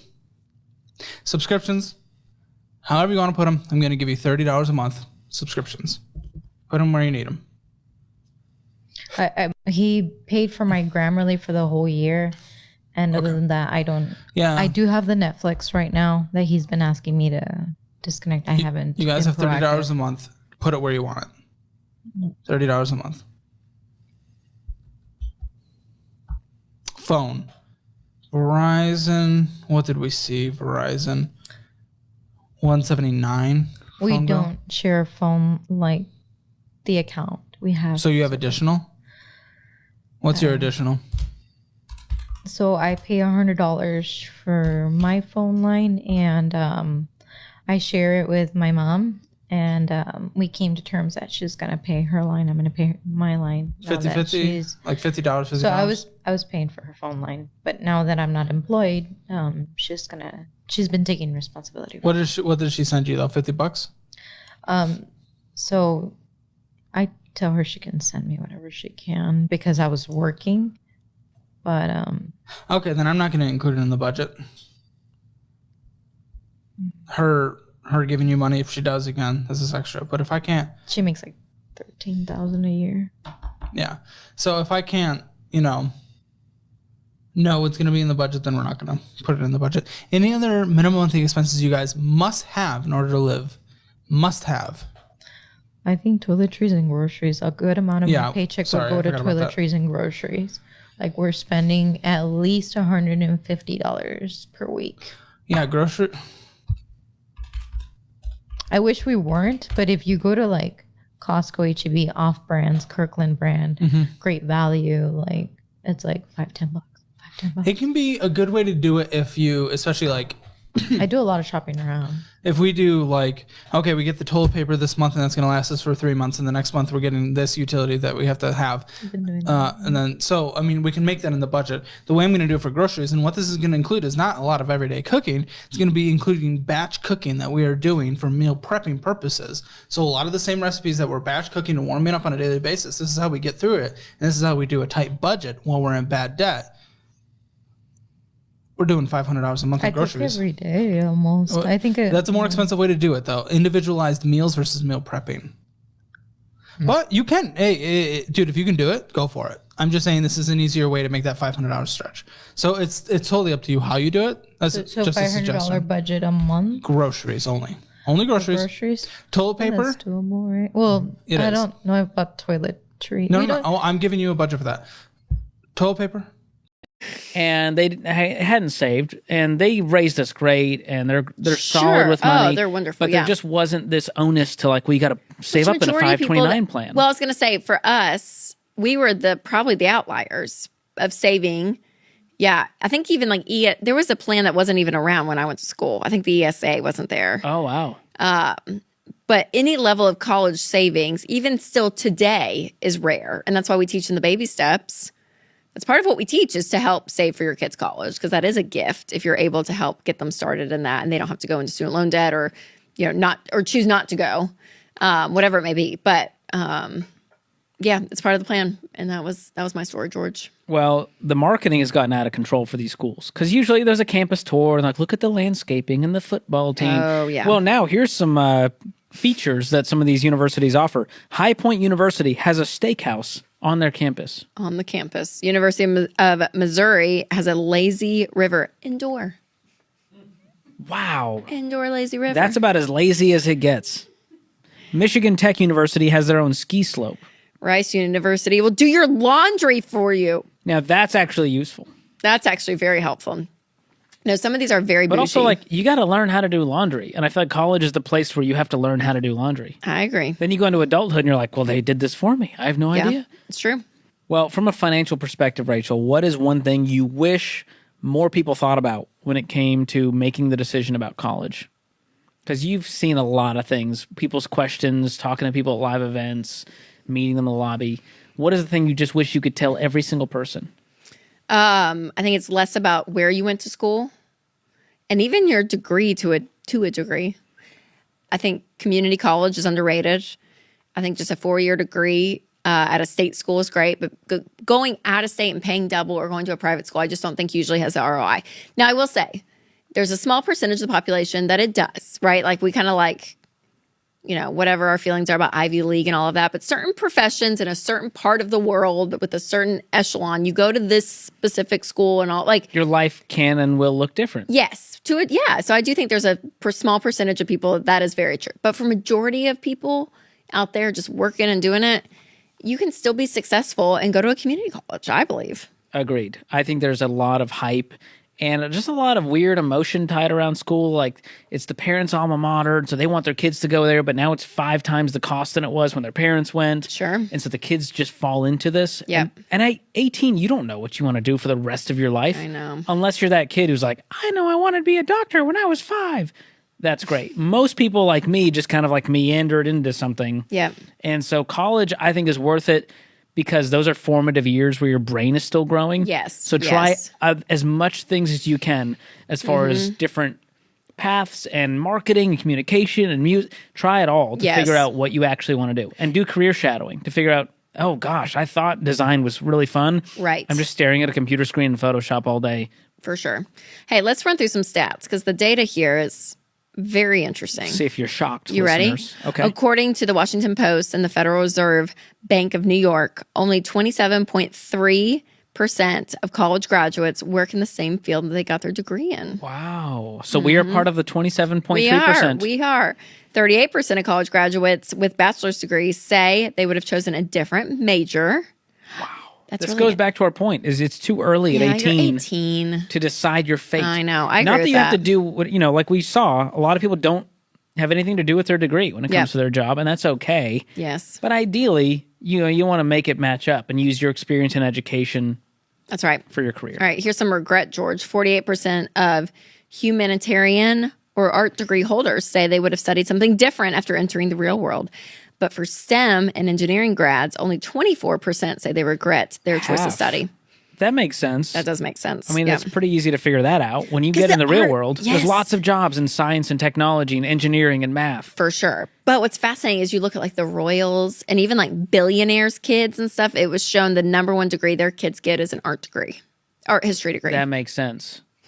Because they don't need a degree. You know what I mean? So it's like, No, just but do something. the article I read was bougie. talking all about understanding complex issues, how to like take knowledge and communicate it. It had a reason behind it. They weren't just like, go get whatever you want. Like there's a reason they're studying this. Okay. But again, I think that's for like a certain level of echelon of people. They have the luxury of not worrying about their income for the rest of their Maybe life. that's it too, right? But it's a higher thinking thing that we very kind of obviously you. aren't part of. Well, you got to think about it. If you A get, higher thinking thing is a what's lot of going on. people get art degrees. I'm not mad at the art degree, but you've got to know what's on the other Unless side you're of that. Kate Middleton, I would probably choose something else. Because like you could be a designer or an art teacher, Yes, or go to coding school. Good Lord. or where be an people are artist and actually sell paintings and things like that. That's an option. Yeah, well, get a business degree with an art minor. But I found the most talented artists never got art degrees. Yeah, they were just had a natural ability and put it to work and For sure. practice. So there's that. Okay, here's some common degrees that people admit regretting. Are you ready for this one okay. too? Philosophy.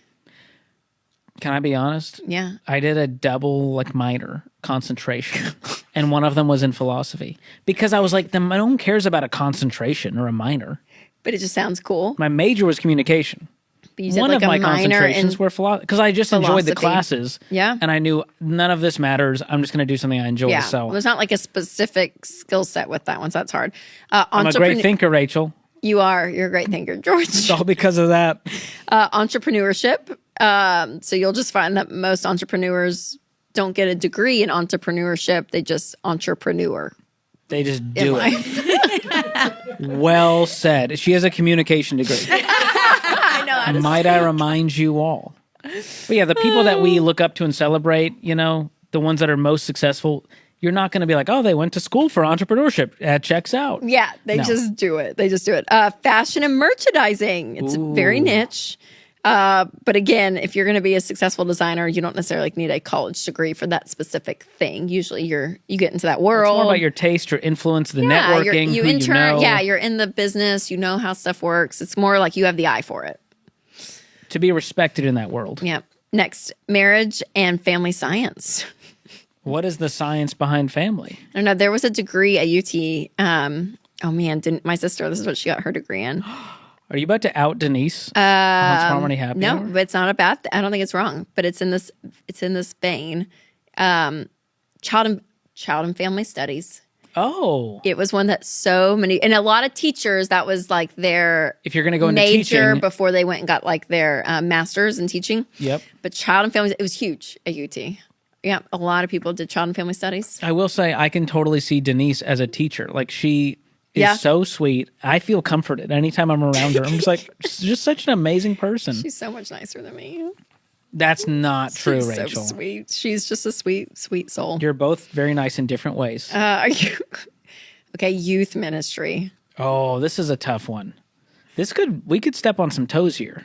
Because the truth is, most Christian universities are private schools that can cost a lot of money to get a degree in something that you may not be making a lot of money in. Well, notoriously, for those that you don't know, youth ministers are some of the most poorly paid people on this earth. And I hate it, but that's just how it is. Mm-hmm.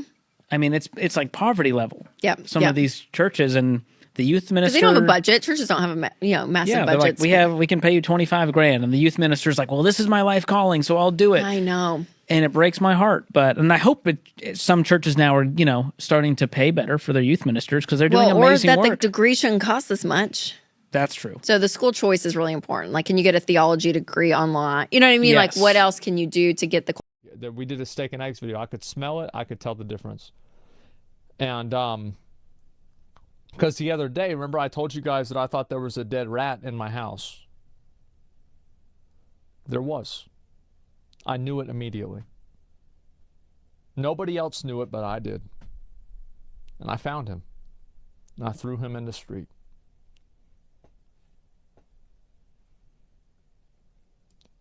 This is Worcestershire sauce. Look, I don't blame him because I can't say that either. I say Worcestershire. 7. Game number 1. Let's begin. If you want to hear me twice, then fine. The gateway. Our resolve cannot waver, brother. Smoke, huh? Finish it. All right, Doc, good luck.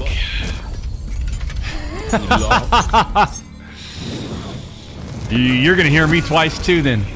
Mute microphone on. I think I got it. Did you Okay, hear there me? you go. Yes. Hold on. No! Shit. No, restart. Sorry. Stop us. You can't. You said you weren't giving me time, and then True. That's true. Are you ready? Yes. Okay. Got it. Oh shit.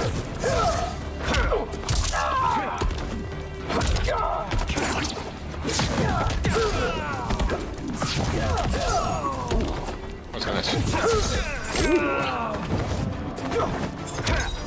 Get out of here. God. I blocked it. I can't come this way.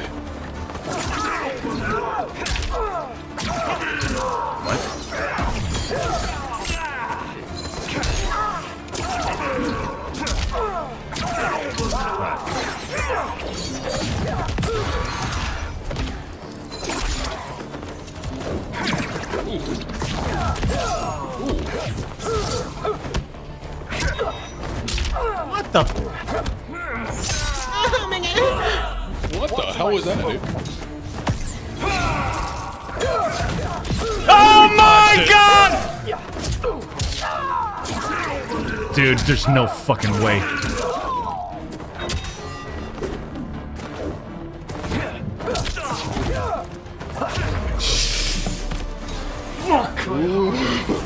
Oh my god!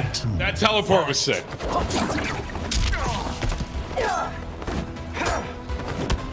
Okay, we're really having a mid-off over here, huh? No.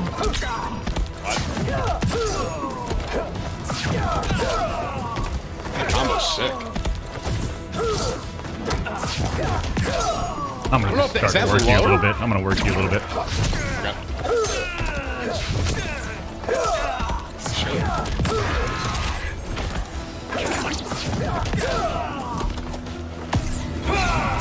I blocked it. What is this? Maybe this will be a reversal. What do you mean a reversal?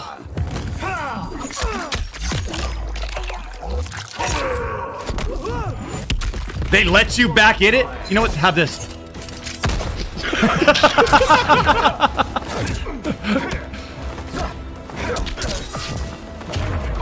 Oh, baby. All right, all right, all right.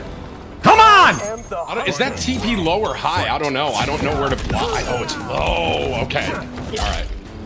That was high. Okay, got it. This character is very difficult to play against.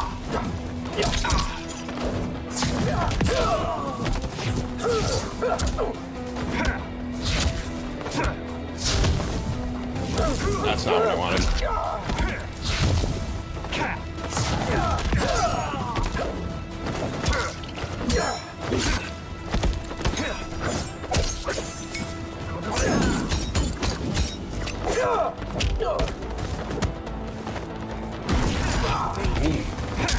Whoa.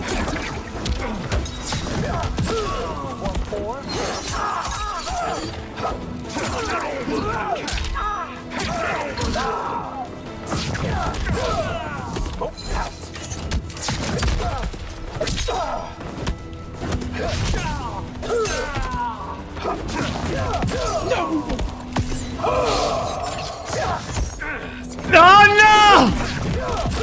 Go! Here, let me show you. Damn it! That was a good comeback. Oh no! Okay, 1-0, 1-0. Dude, Smoke is fucking... I've never played against him. He's hard. Wow. Well, it's not that the character's hard. It's Oh, the... stop. All right. Character select. Are you going to change your character? Do you want to learn? What do you want to do? I'm sticking with Smoke. I'll do another one. It's best of 7, right? It is. All right, do another one. Why not?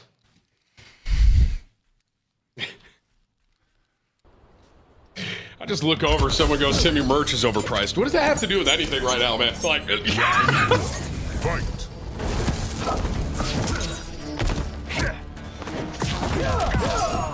Man, his TPs are crazy. Ow,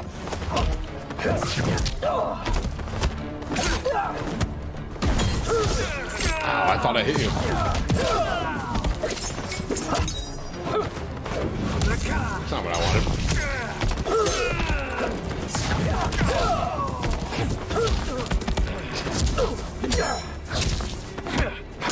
God dang it.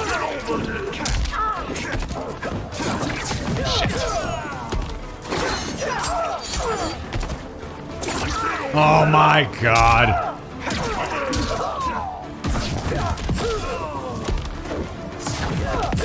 Jeez, how am I supposed to block that? What? I'm already through! No, that is bullshit! Give me it! There's just no way! Get over here! I think that's... I don't know, I don't know about that one, man. Scorpion. Round 2. God. That's how you win? I don't know, you're using your secondary character. I haven't even brought mine out yet.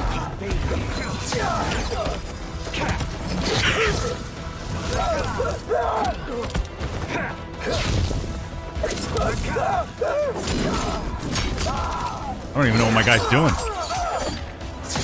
Shit. And his TP's hard.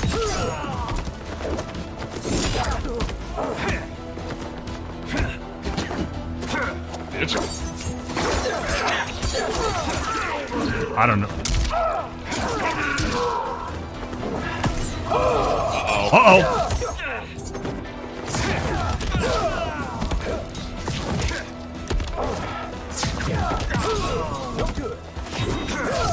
Dude, that is so fucking hard.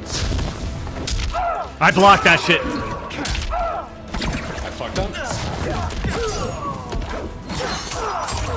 Nice. Finish him. What do you got? You got the finish? I don't know. I don't know. All right. Okay. Damn. 1-1. 1-1 with the Scorpion Smoke. I think we changed. I think we changed the location. No. No. I think character select scene is probably nice one, Timmy. I swear I'm blocking, man. I Dude, sometimes, like, I don't know, like, especially him, I feel, like, with that character you're playing, I don't know if you're coming from low or high. And I'm like, that is so tough. I maintain Scorpion here. Your call. Scorpion. I thought I'd give you one just to kind of make you feel comfortable and settle in a little bit. Give me, make me feel a little better. Since you won that last one, where do you want to play? Let's go to the bar. To the right. That left. Left one more. This one. Got it. Tea house. I said the bar. Bihan owed you his respect, but I earned yours. You are an alcoholic, aren't you?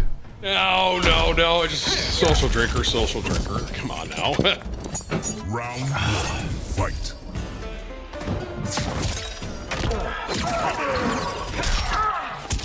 Dude. Nice play. Block!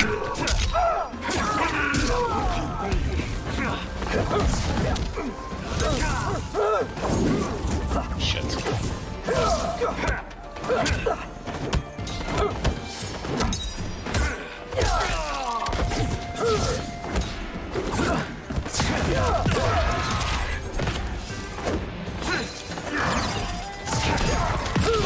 I just kicked the wrong guy.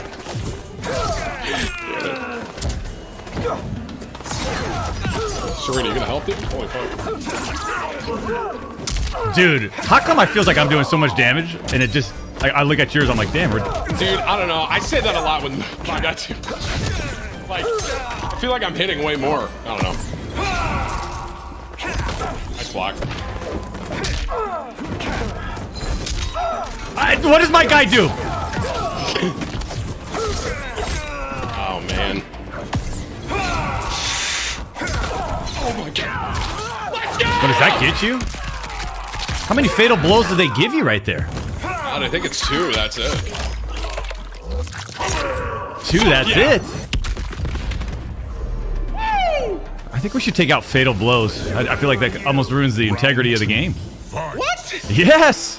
Why? It's cuz, man. It's part of the game. What are you talking about?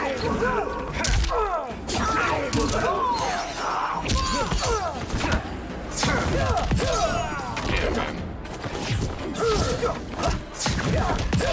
Oh my God. What does my guy ever do? I don't really know. I said. What the fuck? That's it, Tim. Nice combo. That's help, Serena. Nah.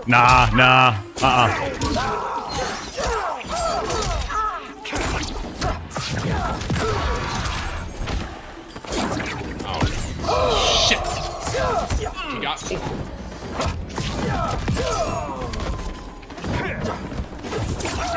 Dude, no, get out! Someone clip it!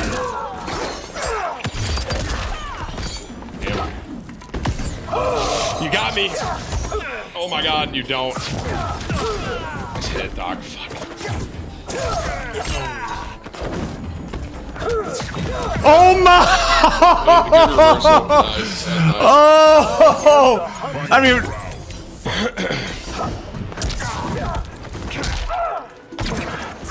Oh, Timmy. Ah!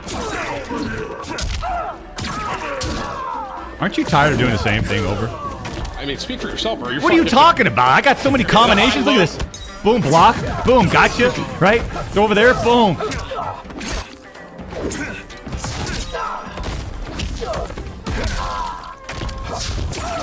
I don't know.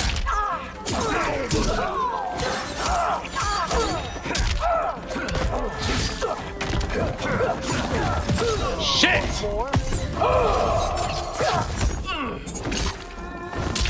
Ah. I don't know. Fucking block doesn't work!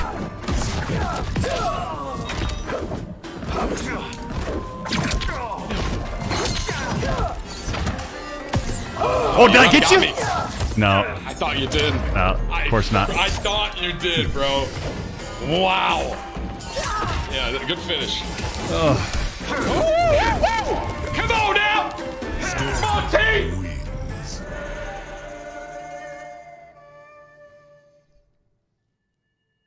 I'm going rematch. I don't like 2-1 to you, Rematch? Timmy. 2-1. All right. I suck, bro. Wow. There's just certain things. I guess I got a time. There's timings. You know what I'm with gonna your, do? Like, smoke Actually, bombs. I'm gonna go character select. You're changing it? I'm changing my secondary guy. I don't know what he's doing. The Cyrex dude with the bomb. Yeah. He doesn't do anything.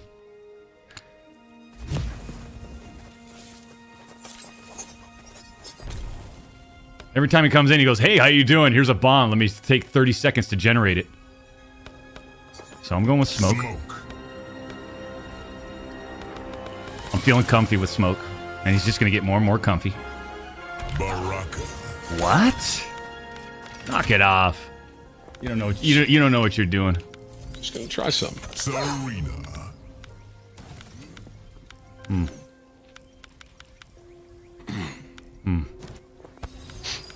I might Mountain go. Dew for sponsoring this and putting this on. All right, Timmy, you won. So where do you want to go? You want to stay with the bar? It's up to you. You can pick one. I pick last.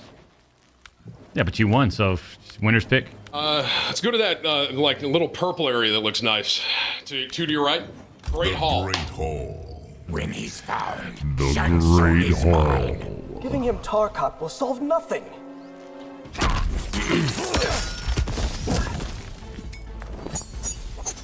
Whose mask's better? Mine. No. Yes, it is. Well, I'm gonna prove it wrong. Round 1. Fight.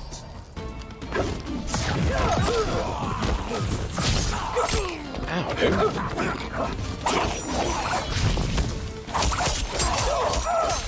That just did way more damage than. Is this not my block button?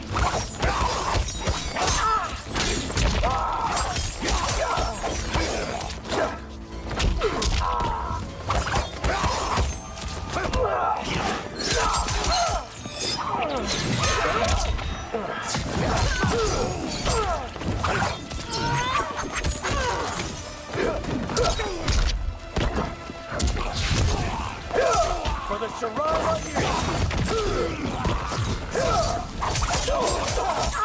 Dude! Don't have me. No, of course not. I don't know. Blood will Fight. I don't know why that's not consistent enough.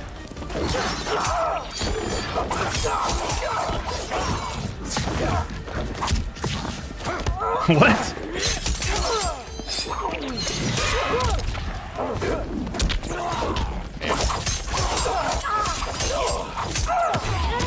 Okay. I don't even know if I did that. I just automatically did that. I'm pressing fucking block. I'm fucking pressing block. You know what I mean? Like we're pressing it. Like we are pressing it. There it is. Is this working? I wonder if this block's working. Wonder if it's working. Timmy smashing buttons, pretty much. Come on now. Give me some credit. All right, Timmy. Give me some credit, right? I don't want to have to pull I out want a my rematch. wild card just yet, but I want a rematch. All right. Is RT block? Doesn't feel like it.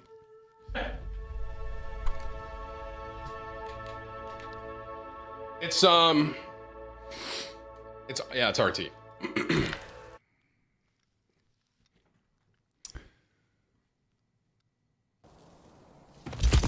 Round 1. Fight.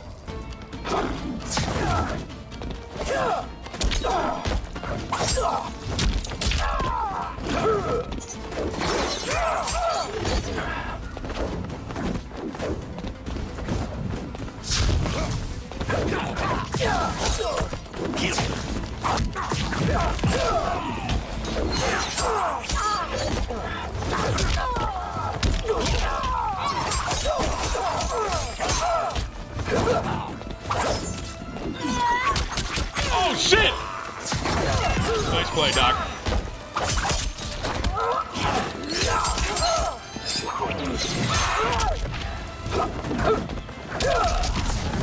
Nice. Dave. No, it doesn't. God, dude. I thought you had me. I thought. Fight.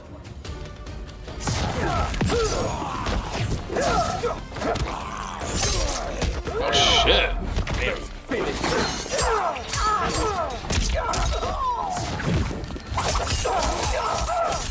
I'm blocking. The fuck's that?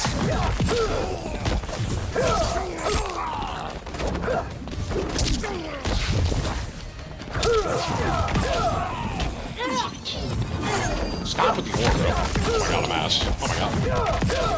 Ow, dude. Nice block. Fucking block! Thank you.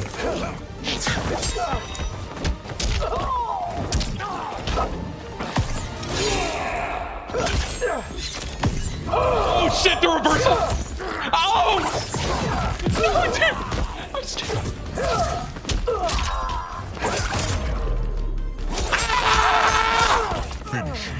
Huh. Oh. Give it Damn. to me!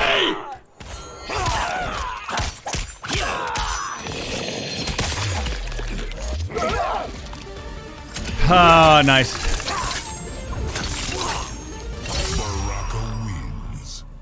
All right, 3-1. 3-1? Isn't that 3-1? Aren't you winning 3-1? Or is that 4-1? That's 4-1. 4-1. Jesus. Let's get the. I'm down for a rematch. I'm sticking with the smoke. Maybe I'll switch it up. Is that it? That was. What? How does best of 7? You have to get 4, right? Oh, I guess you won, Timmy. All right. Hey, there you go. Hey, every once in a while, Chad, you know? Every once in a while, we get lucky. You know what I'm saying? Yeah, yeah. I want a rematch though, just real quick.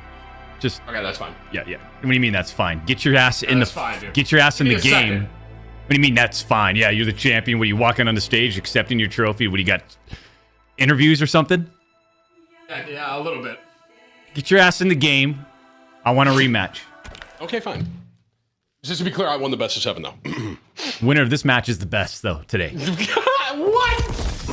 Right here. All right.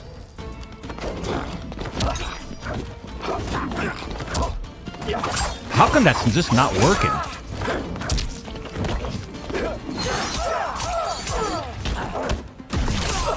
No. No. No. We're blocking that. We're blocking that. All blocks. All blocks. Blocking that. Pressing. I'm pressing. I'm holding it. There you go. There you go. Okay. That was fun. I'm off this game. I'm off the... Come on, Doc. Okay, We have 20 minutes. 20 minutes. all right.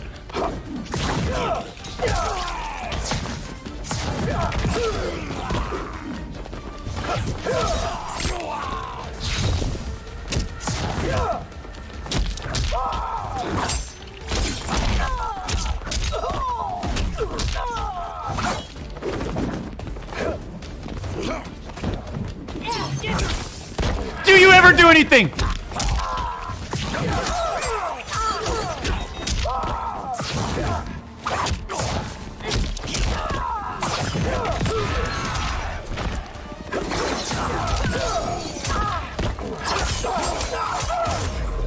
You don't understand how many times I pressed fatal blow right there. I am spamming it, and I'm not even. All right. It's RT, LT. Yeah, I know. All right. I keep getting hit before it. You want a rematch? Or?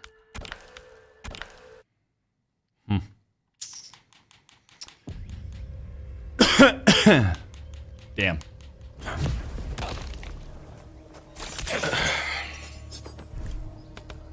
Sub-Zero. Change it up? I'll change it up.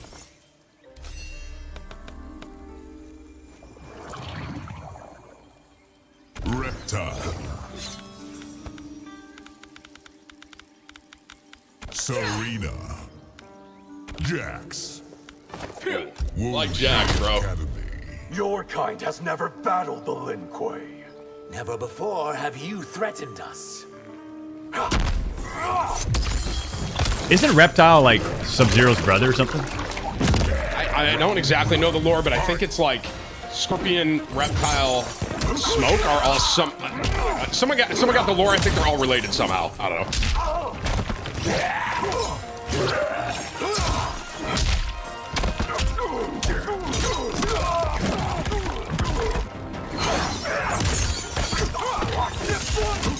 What is the guy?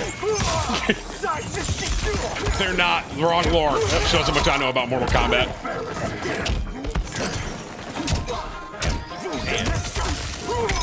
Ooh, son, you're kind of nice with Sub-Zero, Doc. I've never tried this on Reptile, so we'll never see what it looks like.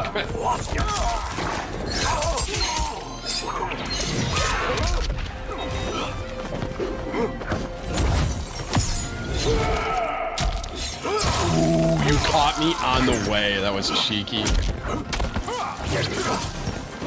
What's he doing? He just flies me in the background. How do I do my gator roll? Where's that gator roll thing? Round 2. Fight. Or ball, maybe? Down over A, is that it? That's not it.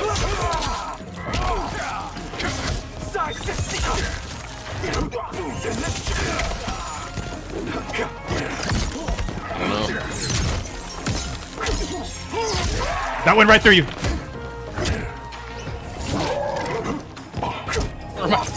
Look into the sky. When I bring in Jax, he just dances in the background. You notice that? Ooh, he just punched the fuck out of me.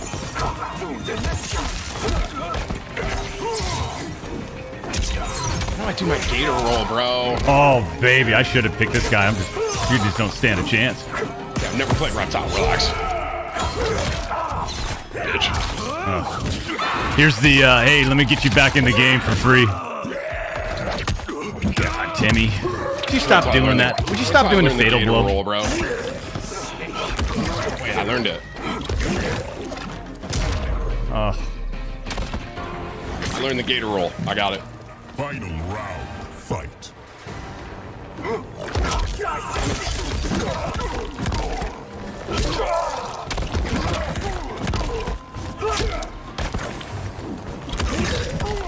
Oh, God.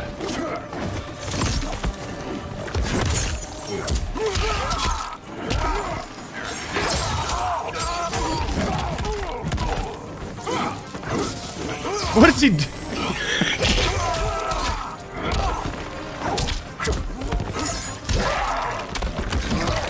Just block.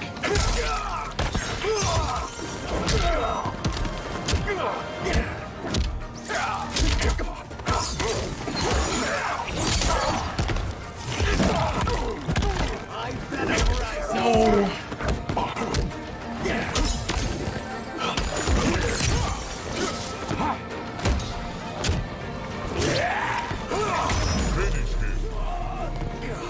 Damn, nice job, Doc.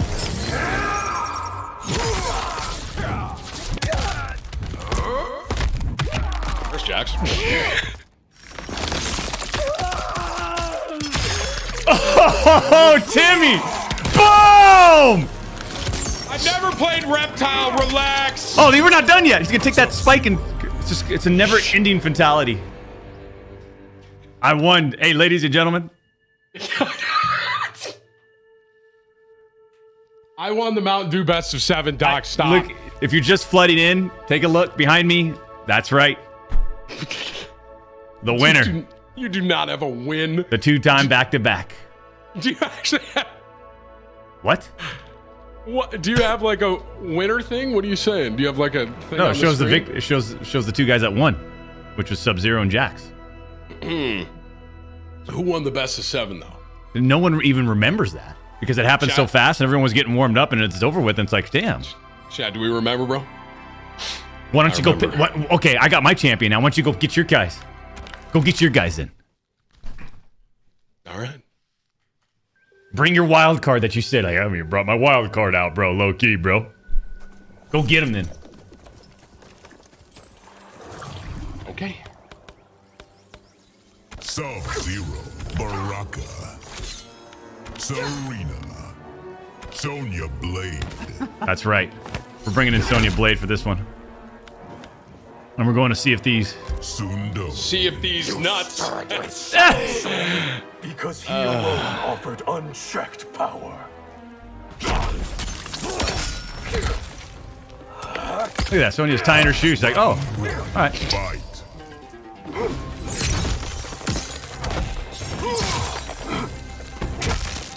Oh, yeah, nice fucking... Oh, freeze them and then kick them. We're blocking. We're blocking. What?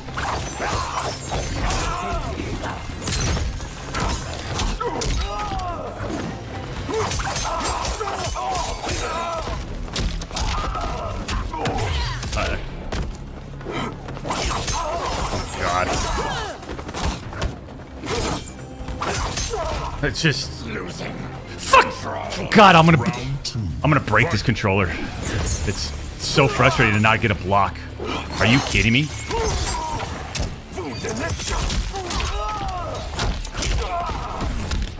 Yeah, nice. Oh.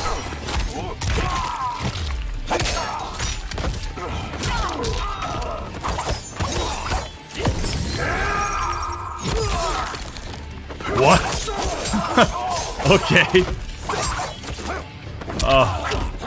How cheap is your character? No wonder you won the best of 7. Holy shit. What? You don't even have to do anything. You just spam. What are you talking about? Dude, I God, learned this guy. terrible. Are you kidding me? All you do is you just hit your X and Y. That's all you do. You're just like ba ba ba ba ba ba. This is all you're doing. I can even hear you on my side. This is all you're going. You're going. No, I'm not.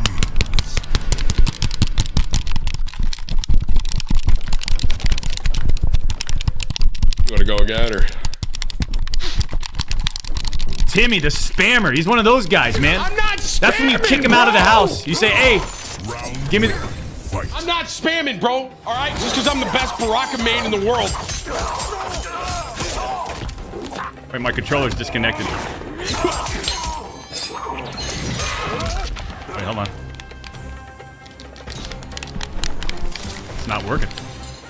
Did you just break your controller? There. Well, here, you can hit me to half. No. What do you mean no? No. Doc, we'll make this harder than it needs to be. All right. Stop it.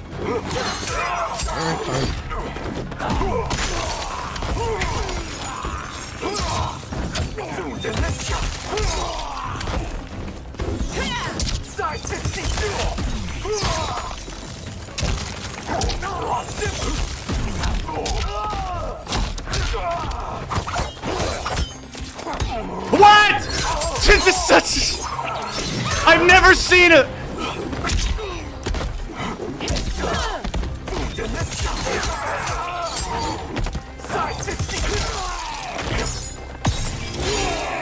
Nope, gotcha. Blocked it. I blocked it. What is it? 15 minutes? 10 minutes?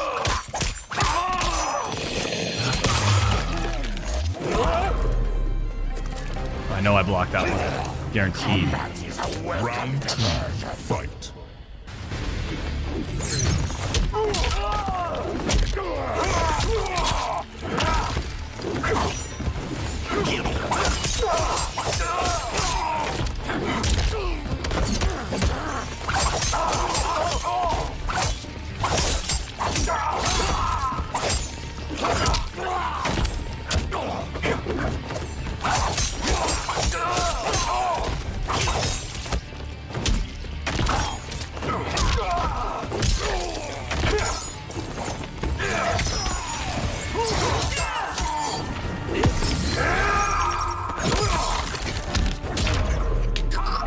Finish him.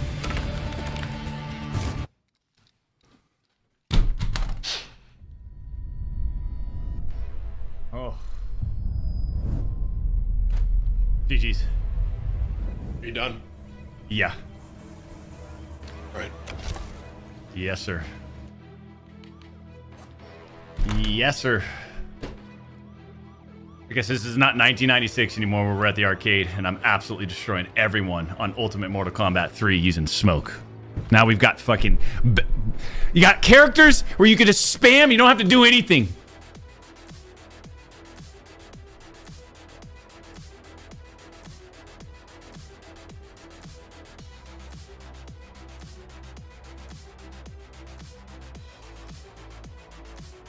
Well, good games, man. You think you're big time, don't you? No! Yeah, you do. You think you're No, you're big don't. time, don't you? Stop, man. If I didn't uninstall Madden, I'd say get on Madden right now. You're lucky. That's for sure. Why is that? Because I'd blow you out. I really would.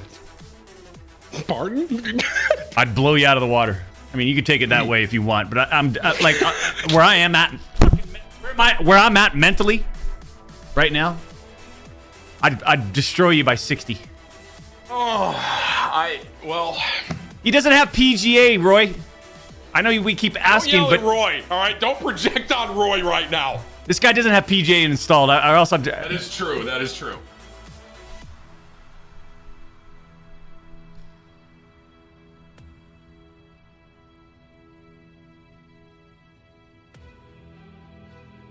You used the cheesiest, corniest player in the game to defeat me today. That's not true. I didn't see any true combinations. I didn't see any skill coming from your area. All you kept on doing was pressing LB to bring in your little secondary character, and then you just kept on spamming X and Y so you can get your little blades out. That's all you did. No, I didn't. I played as Scorpion, and then I was like, you know what? My other main is Baraka, so I'm not happy right now. Why? Don't be mad at me. I'm just not too. There's just no way I can go into the weekend like this. What do you want? What do you want me to do? I don't know, but I know what Mountain Dew has done all day long, and that's do giveaways. 25 Mortal Kombat 1 Xbox game codes are being distributed out. We have 10 minutes left on the stream. 20 total new Mountain Dew Plays viewer kits are being given away on their @Mountain Dew Gaming Twitter. So make sure you follow. Anything else I'm missing? I think that was it. I'm not going to try and one up you. Thank you again, Mountain Dew. You know, Good. Good response. Yep, that's what I'm here for.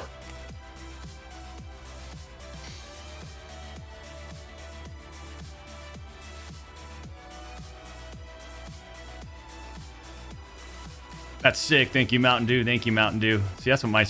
And then a couple, like, Timmy's cheated. Yep. What? Timmy spammed. Spammer. Okay, I know.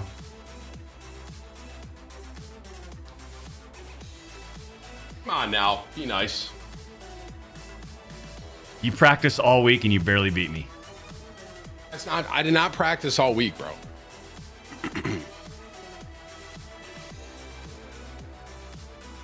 What are you going to do right now? I don't know. Well, I got, we technically have like what, eight minutes ish, maybe. What do you want to do? I have to, me and Alexis we have a date tonight, so. Ooh, talk to me. Look, okay, we could talk. Like, were you, what kind of food are we thinking?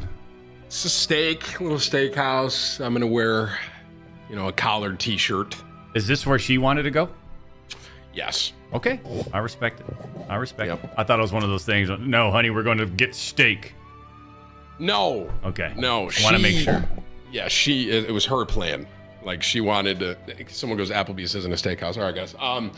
She wanted to go to dinner and stuff, and so we're getting a little date night, babysitter, the whole thing. It'll be fun. It'll be good fun. But a little movie too. I don't know about the movie. Oh, come on. Take her one of those expensive places honestly, you can recline. You can order a drink.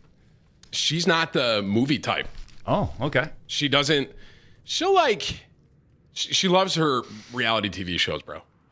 Like, that's what she watches all day. You know what I'm saying? What, are we talking, like, Housewives? Or are we... Dude, I mean, Have you seen like what's Below Deck where they're on a yacht? Oh yeah. You know, like oh, yeah. that. She loves I've seen that. them all. I've seen them all. She anything and everything basically. That's what she loves watching. But I'm not that big of a movie guy either, to be honest. I mean, don't get me wrong. There's nothing like a nice movie, big tub of popcorn and a nice refreshing Mountain Dew. But I don't know, man. Like even Oppenheimer. Like I wanted to go see Oppenheimer. Like we had an oops baby the first time. Yeah, So it's like, I know. why were we not taking precautions? Well, second time, but I did want to get on birth control, but he honestly told me he was scared it was gonna make me fat. So, never been on birth control before I met him. well, I'm just talking to him. He should just wrap it up. Yeah, he doesn't like to do that. Obviously, he has 6 kids in at 41. $164 of fees on this one this year so far, and $41 of interest. $7 of interest accrued this last month. You did make a good payment, and $110 is what you brought it down to with a $40 minimum monthly payment. $110, good. This is, see, what I would have done in hindsight is just fully made sure this card was completely done before. Champs, let me give you an update on golf since we haven't updated you on golf since probably the last time we streamed.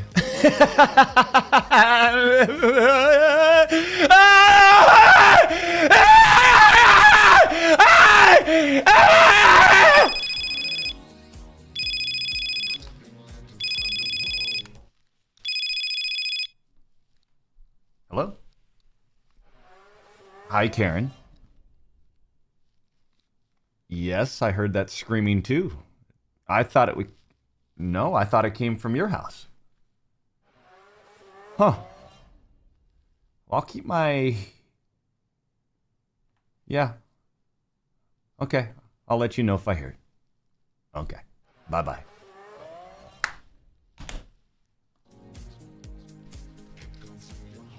Rick Amiva, welcome. Wolf Jaeger, thank you for the 10 months. Bloody the Elf, 34 months. Is there a practice mode here or something? What do we got?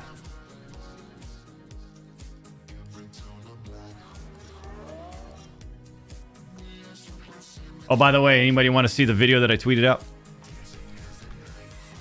Let's take a look. For those that don't have X.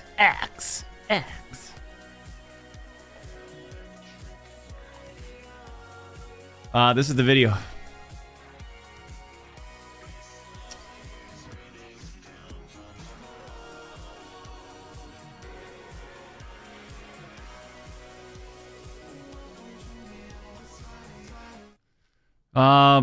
Basically, this sums up where we currently are, and my experiences in playing in gold rank on Valorant. So enjoy. My head taken off. Turret out. Enemy spotted. Did he spot me? You're out. No, that's a good entry frag. It's a save round. Got your SMG. I like that. Watch your eyes. Target down. Watch your eyes. Spike down. Placing smoke grenade. Oh, my garage door's open.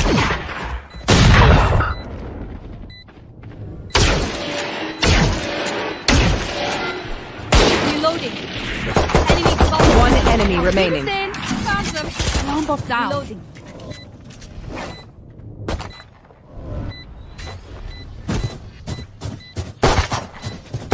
Last player standing.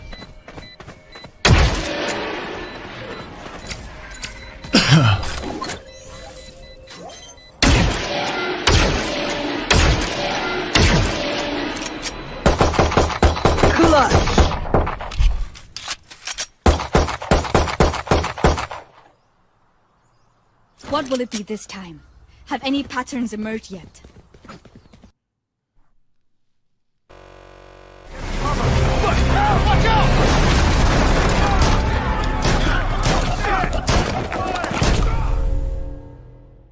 7 years ago, Oh, jeez. I got split from my ex-husband. Oh, 25. Yeah, Divorce. yeah. I'm still dealing with the divorce. It's amicable. I've been slow. I haven't done it. Wait, the divorce hasn't happened? No, I have all the paperwork filed, and I'm supposed to do the final decree, and I haven't done it. So See the one with the leash? Just can't let go of the leash? No. Okay. No, that's my current partner. No, so when we split, I mean, I didn't have savings. I didn't work very much, and I suddenly had to be on my own. I couldn't go home. I didn't have anywhere to go, and I was like, okay, I'm going to live on my credit cards. I have great credit. Like, I can do this for a month. And a month turned into 2, 3, 4, and it was just like I had to furnish an apartment, right? I didn't have a bed. Right. I laid on the floor for 2 months.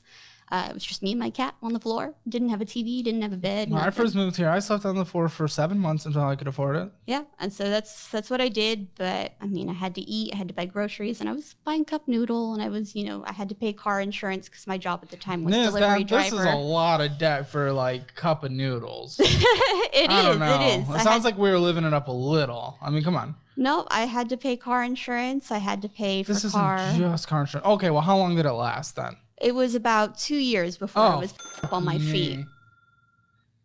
I get the emotional trauma that can come from a divorce, but you were just extending your pain, financially speaking, because now you're dealing with it. Because, we've gone through this.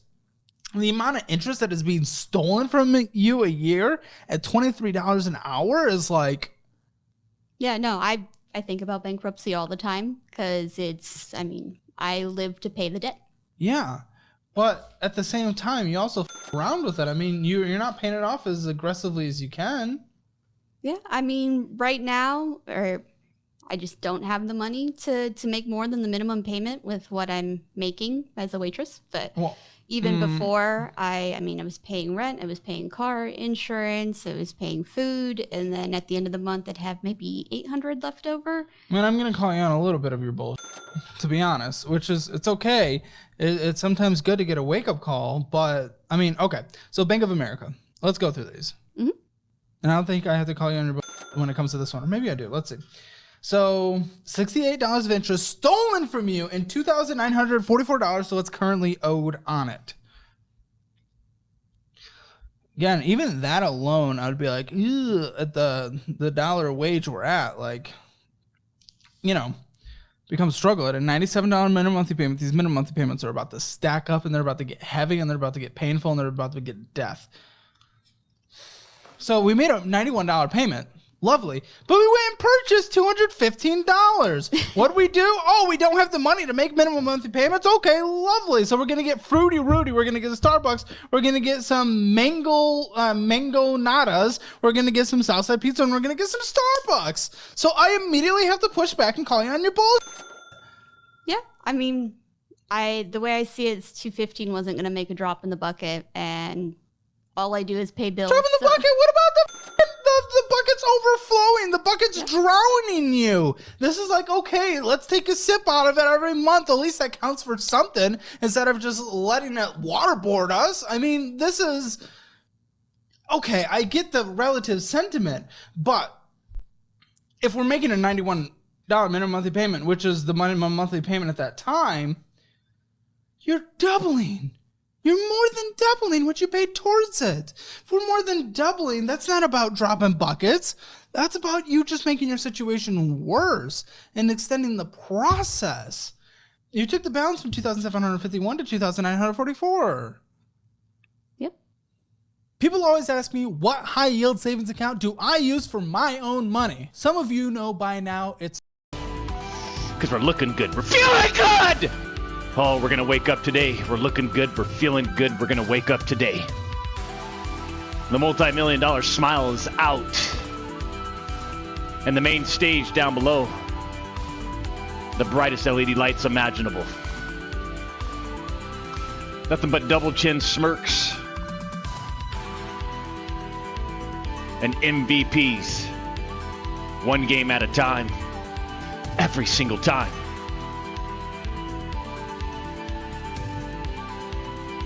Let's begin.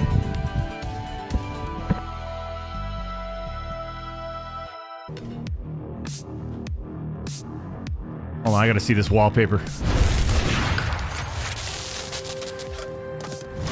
I gotta see this bad boy. Holy shit.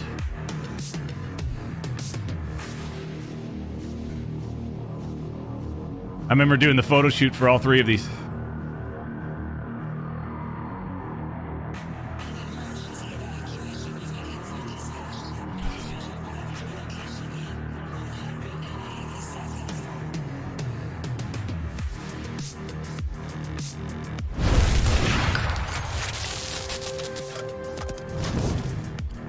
I remember doing the photo shoot for all three.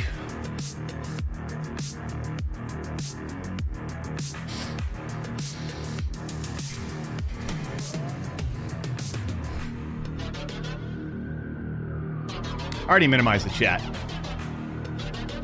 I can't read donations. I can't read chat. It's just pointless to stream if we don't do something first. Minimize the chat.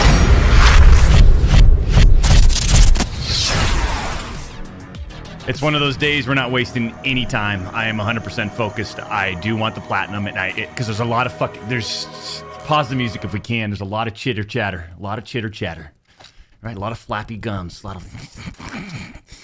Can he even get the platinum, let alone diamond, or even think about immortal or radiant? A lot of chitter chatter out there, champs. They don't think the 2-time can do it.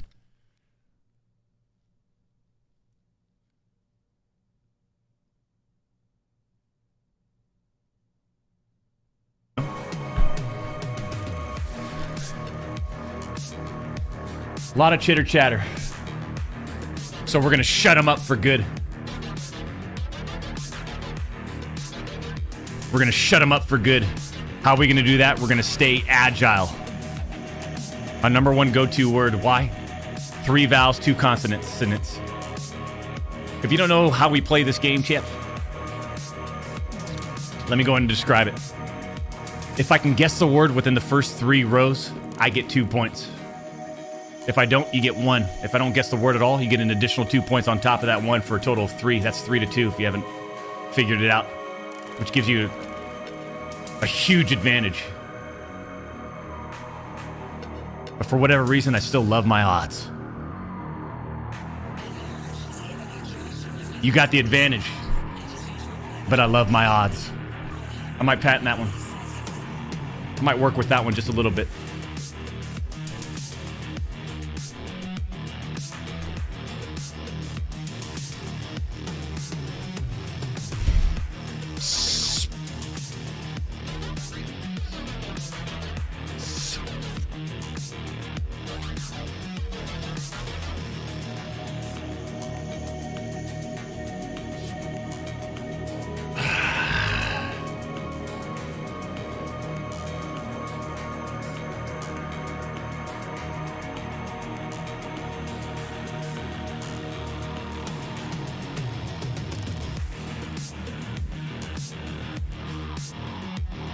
Jesus, man.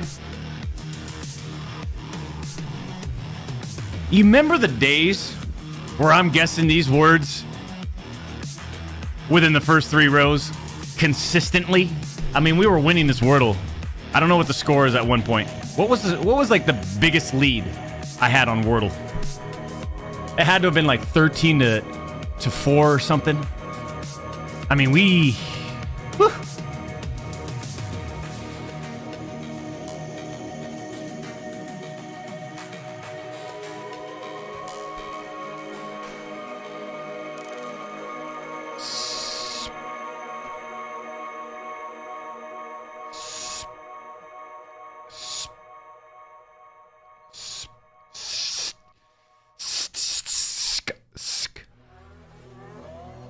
Could be a skunk.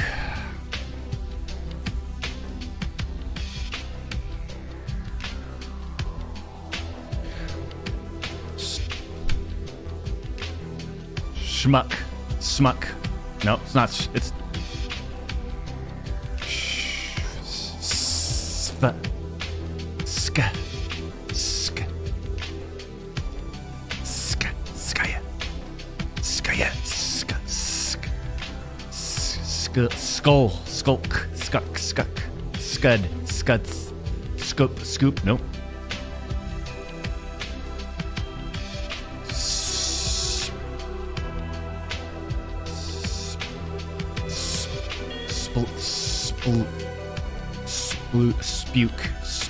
Spiel, spuff, spum, sputch,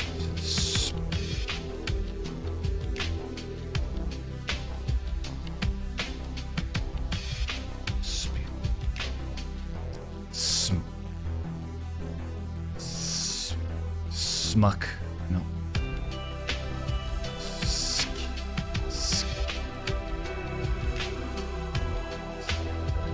Skunk. It's got to be skunk. That's my final answer, man.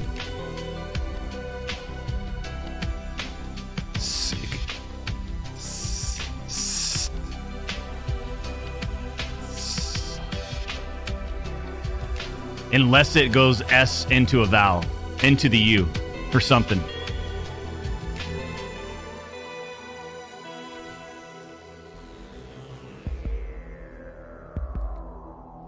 Sucky.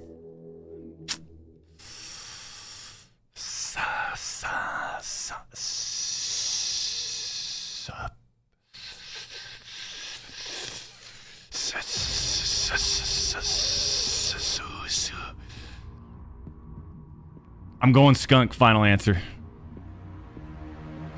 Come on! You're not getting away! You're not getting away, champs.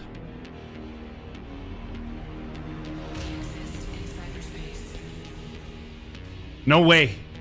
Woo! Wait a minute. No. What'd you guys have? 27? You guys had 26, didn't you? I think you guys had 26.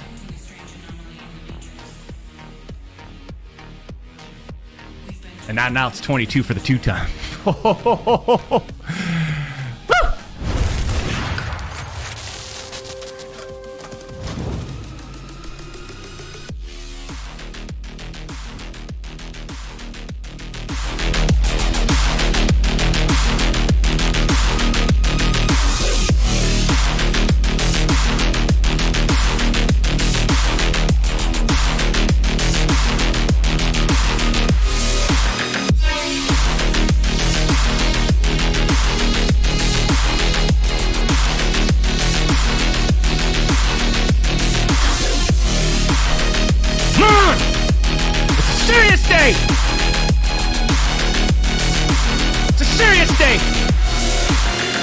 Little blonde bang peek.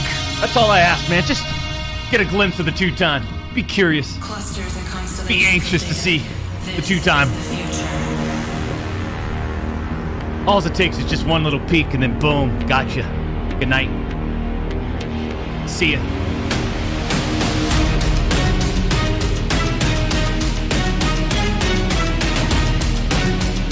It's 27. It's 27. All right. I'm just testing you out. Minimize the chat.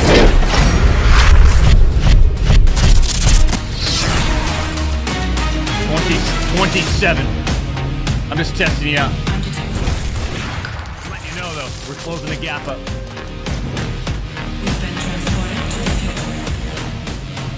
We're closing the gap. No doubt about it.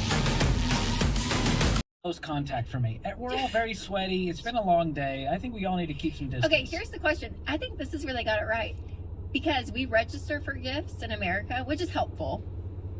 But when you register, I know when we went, and we got married young, and so it's like you get this little scanner gun at Bed Bath & Beyond, and I just went crazy. You get the tea towels. With the stupidest stuff I could ever imagine, but I was like, why not? You know, you feel like you're on supermarket sweep or something. You're just like, I'm just grabbing stuff. I feel like Winston would not be into this. He just, I don't know. I don't even know if he went. I don't even know if he went. I think you were by yourself. But like, you think back on it, I'm like, actual money may have been more valuable to use. Now, granted, I guess you could have just spent it and then flip it with money. Well, that's another Middle Eastern tradition. I found out from my parents. They don't do gifts. It's cash. It's all cash. For weddings, which I love that. Let's take that to America. That's what I'm saying. I kind of feel like that might be right because when you now have it's money it's like a and then faux you pas. go to Bed Bath and Beyond, you're thinking like, do I really need the $300 skillet or can I do the $60? Like you're sitting there like. It goes back to consumerism. We love stuff. We want stuff. And when you give someone money, it's like, oh, I feel we should get them something off the registry. You know, that people have that feeling. I think I'm gonna start giving money, George. I'm a huge fan of money. Like, what is she just saying? Just, oh my God, bro. Trying to understand where you're going. The idea of... Imagine going to school, imagine paying for your daughter to go to school, and then she comes back a they, them, and this is all she learned. That gender is a social constitution, and you constructed because you were assigned your penis at birth. Because the doctor stapled on your dick when you were born and decided that you were a male. Like you pay $100,000 and you're in debt, and she just like, and this is it. She's a gender studies major, and this is everything that she could talk about. There being only two genders is a social construct because we have this idea of being assigned. Is it a social construct, or were you assigned it because you got a dick or a pussy, you fucking idiot? Assigned female at birth, assigned male at birth. Now, I'm non-binary. You weren't assigned it, you were just born a man or a woman, you fucking dumb, And bro. that's something that I have learned about myself over the last 6-7 years. After as a teenager, I was learned about sociology. Law-abiding citizen who's never shot anybody, never committed a serious crime, never committed a felony. I've never done anything like that. But it seems like every time we have one of these shootings, nobody wants to put the blame where it goes, which is at the shooter's feet. You want to put it at my feet. You want to turn around and restrict my right, constitutional right that's spelled out in black and white. You want to restrict my right to buy a firearm and protect myself from some of the very people you're talking about in here tonight. It's ridiculous. I don't think Rod Serling could come up with a better script. It does not make any sense. The law-abiding citizens of this community and many communities around this country, we're the first ones taxed and the last ones considered and the first ones punished when things like this happens because our rights are the ones that are being taken away. That's the reason why I came down here today. Gun show or no gun show, NRA or no NRA. I'm here to stand up for the law-abiding citizens of this community because I'm going to tell you that what's going to happen. You can take the guns away from us all you want to. You all write a law, I follow the law, I'll bring my guns down here, I'll turn them in. But here's what's going to happen. The Crips and the Bloods on the other side of town, they're not going to turn their guns in. They're going to hold on to them. And what's going to happen when you have to send the police down there to go take them? The police can barely enforce the law as it is. As what I see, we demonize the police, criminalize and vilify the police, and we make the criminals into victims. And we're talking about restricting guns? How are you going to do that? How are you going to do that when the police department's already hamstrung? You're not going to be able to go down here and take these guns from these criminals. So the criminals are going to hold on to their guns. They're still going to have them. They're still going to break in my house, and they're still going to shoot me with them. And guess who's going to be the one that suffers? It's going to be me. Well, I'm here to tell you tonight, it is not going to happen without a fight. And when I say fight, I don't mean shots fired. I don't mean fist thrown. I mean I'm going to come down here to this city council and raise hell just like these loonies from the left do until you listen to the majority of the people in this city. And I am the majority. The majority of the people in this city are law-abiding. And they follow the law. And they want their constitutional right to be able to bear arms. They want to be able to go to the gun show and buy a hunting rifle or sport rifle. There are no military-grade weapons sold at the gun show. An AR-15 is not a military-grade weapon. Anybody that would go into combat with an AR-15 is a fool. It's a semi-automatic 22 rifle. You'd be killed in 15 minutes in combat with that thing. So we need to dispel all these myths, and we need to drop all this division that we got going on here. Because the bottom line is, when that Second Amendment was written, whether the framers liked it or not, they wrote it for everybody. And I am everybody.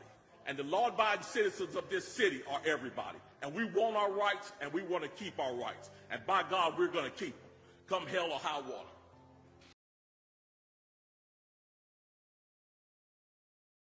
Yeah, here's the deal, right? Jobs don't deserve 2-week notices.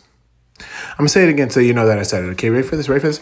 Jobs don't deserve 2-week notices. Okay, you wanna know why? Because jobs who pay you the absolute bare minimum they can, right? Who will overwork you and underpay you. You get what I'm saying? Jobs that they don't care if you put a 5-week notice in for a vacation. They take that as a request and they can still deny it at any time, right? They want you to give them a 2-week notice before you leave so that they can get best prepared to replace you. You know what I'm saying? On top of that, think about this. Jobs they can fire you whenever. They can fire you same day. They can wait till you're done with the shift and then fire you. But they want you to give them 2 weeks before you leave. They don't care. That sounds like a lot of accommodating, right? And little give back. That sounds like a very toxic relationship. So no, jobs don't deserve a 2-week notice at all. Feel free to leave whenever you want to. You know what I'm saying? Candidate and former Vice President Joe Biden finds himself in more hot water this week.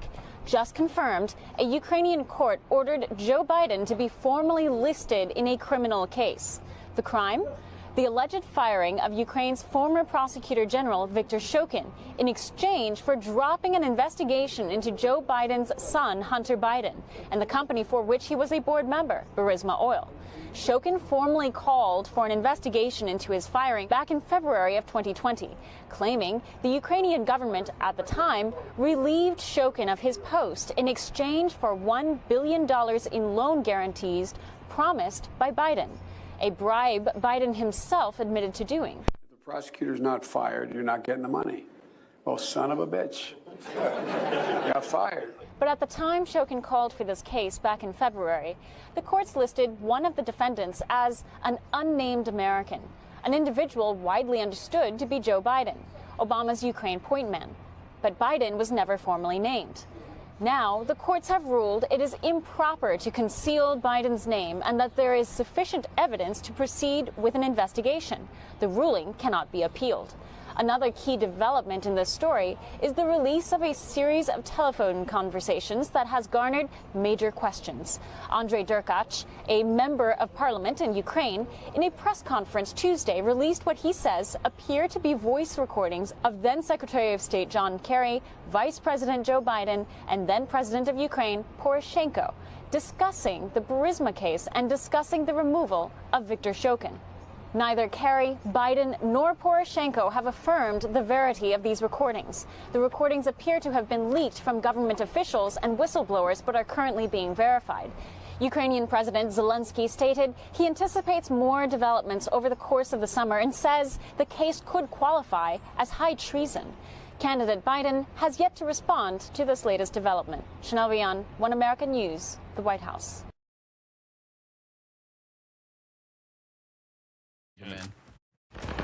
Big stick? Oh my god. It was Bruce Wayne. Holy shit. That's Batman, right? Superman? Batman.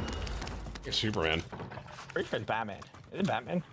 Oh, Batman is, Bruce Wayne's Batman. Hey. I don't know about that. I'm sticking Clark Kent. I thought Batman was Clark Kent. Oh, shit. Am I going at this sniper? Oh my god, I'm not. There's paparazzi over there. Bye. Or they don't want to fight airstrip, man. Chat. Clark Kent is fucking Batman, I'm not dude. fighting airstrip, Deep. I refuse to. A car on me. Knocked one tower. And the berth on me is knocked 2 tower. Nice, Deep. Nice. Nice. I might fly you, Crowder. Which tower? Oh, you're over there. This one? What Is guy's this fighting? guy... No, there's nothing going on. It's fine. There's like... Chat. Not bad. Yeah, I'm still... Ant-Man too. You're red threat. Careful. is Bruce Wayne. Yep. Got him. The Down Hulk that guy. I'm right threat. Double by. is Tony Stark. Yeah, on me, on me. Ah, dude. Your life. But don't you understand? I'm trying to. He's like right. Cracked. Knocked. Who told me to use the AMAX? You're getting fucking sued. I I don't know who you are. This is I'm a getting bunch of people. aimed at by a bunch of fucking pussies over here. I don't know. Wolverine is Bruce Banner. Okay. Bruce Banner. Iron Man is Clark Kent. Yeah, this is Okay. Wolverine is Bruce Banner. Iron Man is Clark Kent. Ant-Man is Tony Stark. Captain America is Bruce Wayne. fat man is Tim. I don't understand what you guys don't get, bro. Some might say that. Are you dumb? Are you guys dumb? Are we up here? Hey, Tom, see me? Chad, I'm done arguing with you about this. X you. If you don't understand that Iron Man is Bruce Banner, I don't want to associate with you. Almost fucking through by going down with the precision. I didn't think he would be there. Woo. Superman is Bruce Wayne. At the end. Clark Kent is Batman. Bruce Banner is Iron Man. Tony Stark As soon is as, the I, as Hulk. soon as I saw that, I saw red, bro. I just hit the slide. You hit the long slide, and they're like, whoop. I did not vote for President Biden. He's my president. He's the president of the United States right now, and I'm American. I don't dislike or hate anybody who voted for Biden. The fact that you're the type of person that would actually hate somebody because of who they voted for shows me exactly who you are. I don't want to know you anyway. Yeah. You're That's a not my really kind good of person, attitude. and I don't want to be friends with you either. So the feeling is very mutual. And it's not because of who you voted for, it's because of how you carry yourself. Who you vote for or what you decide to do with your life means nothing to me. That's your own personal choice. In America, this is a free country, and you can choose to vote or do whatever you want to do with your personal life. Yeah. Can you explain the energy credit thing? I think a lot of people don't understand how. In order, within a capitalist framework, in order for us to try to reduce our carbon emissions, our output, what we try to do is incentivize companies with tax breaks or direct dollars. These are car companies. Yeah, essentially. car companies, and every company has some kind Oh, of you like. can buy energy credits for him even if you're not a car manufacturer? Car manufacturers do this with the energy swap, but other companies do this too, like landowners do this, for example. John Oliver had like a big takedown on this thing that people do usually. Well, they'll be like, this is underdeveloped or undeveloped land, and we're offsetting carbon by not using this land. Give us money. So that is Of course, brilliant. this is what's happening essentially. Like, so you, the because- government stipulates how many, like, what your energy output has to be for your company for the amount of cars you're putting out. So if you are not making a fleet of EVs, right, and like You're reducing, and reducing your carbon emissions, carbon producing cars, then you can go and like.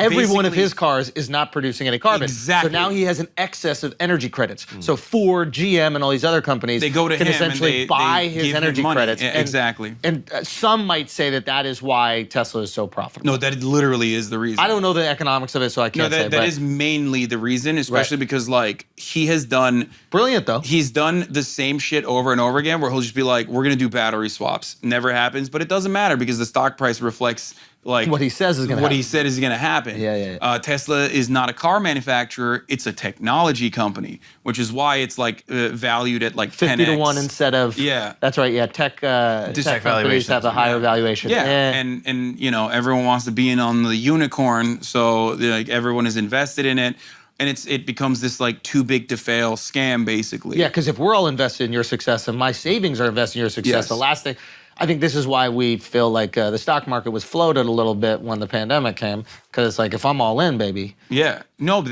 that's how it works. They actually privatized what was otherwise known as like pensions and Social Security through 401ks. So even if you're fucking working at a kitchen or some shit, even if you're a chef and you're upper middle class, you think you have an ownership stake in the stock market, because when the stock market is doing well, you feel like you're doing well, even if it's like fucking marginal. But when the stock market is doing poorly, those losses are socialized. So you're definitely fucked if the stock market is doing poorly.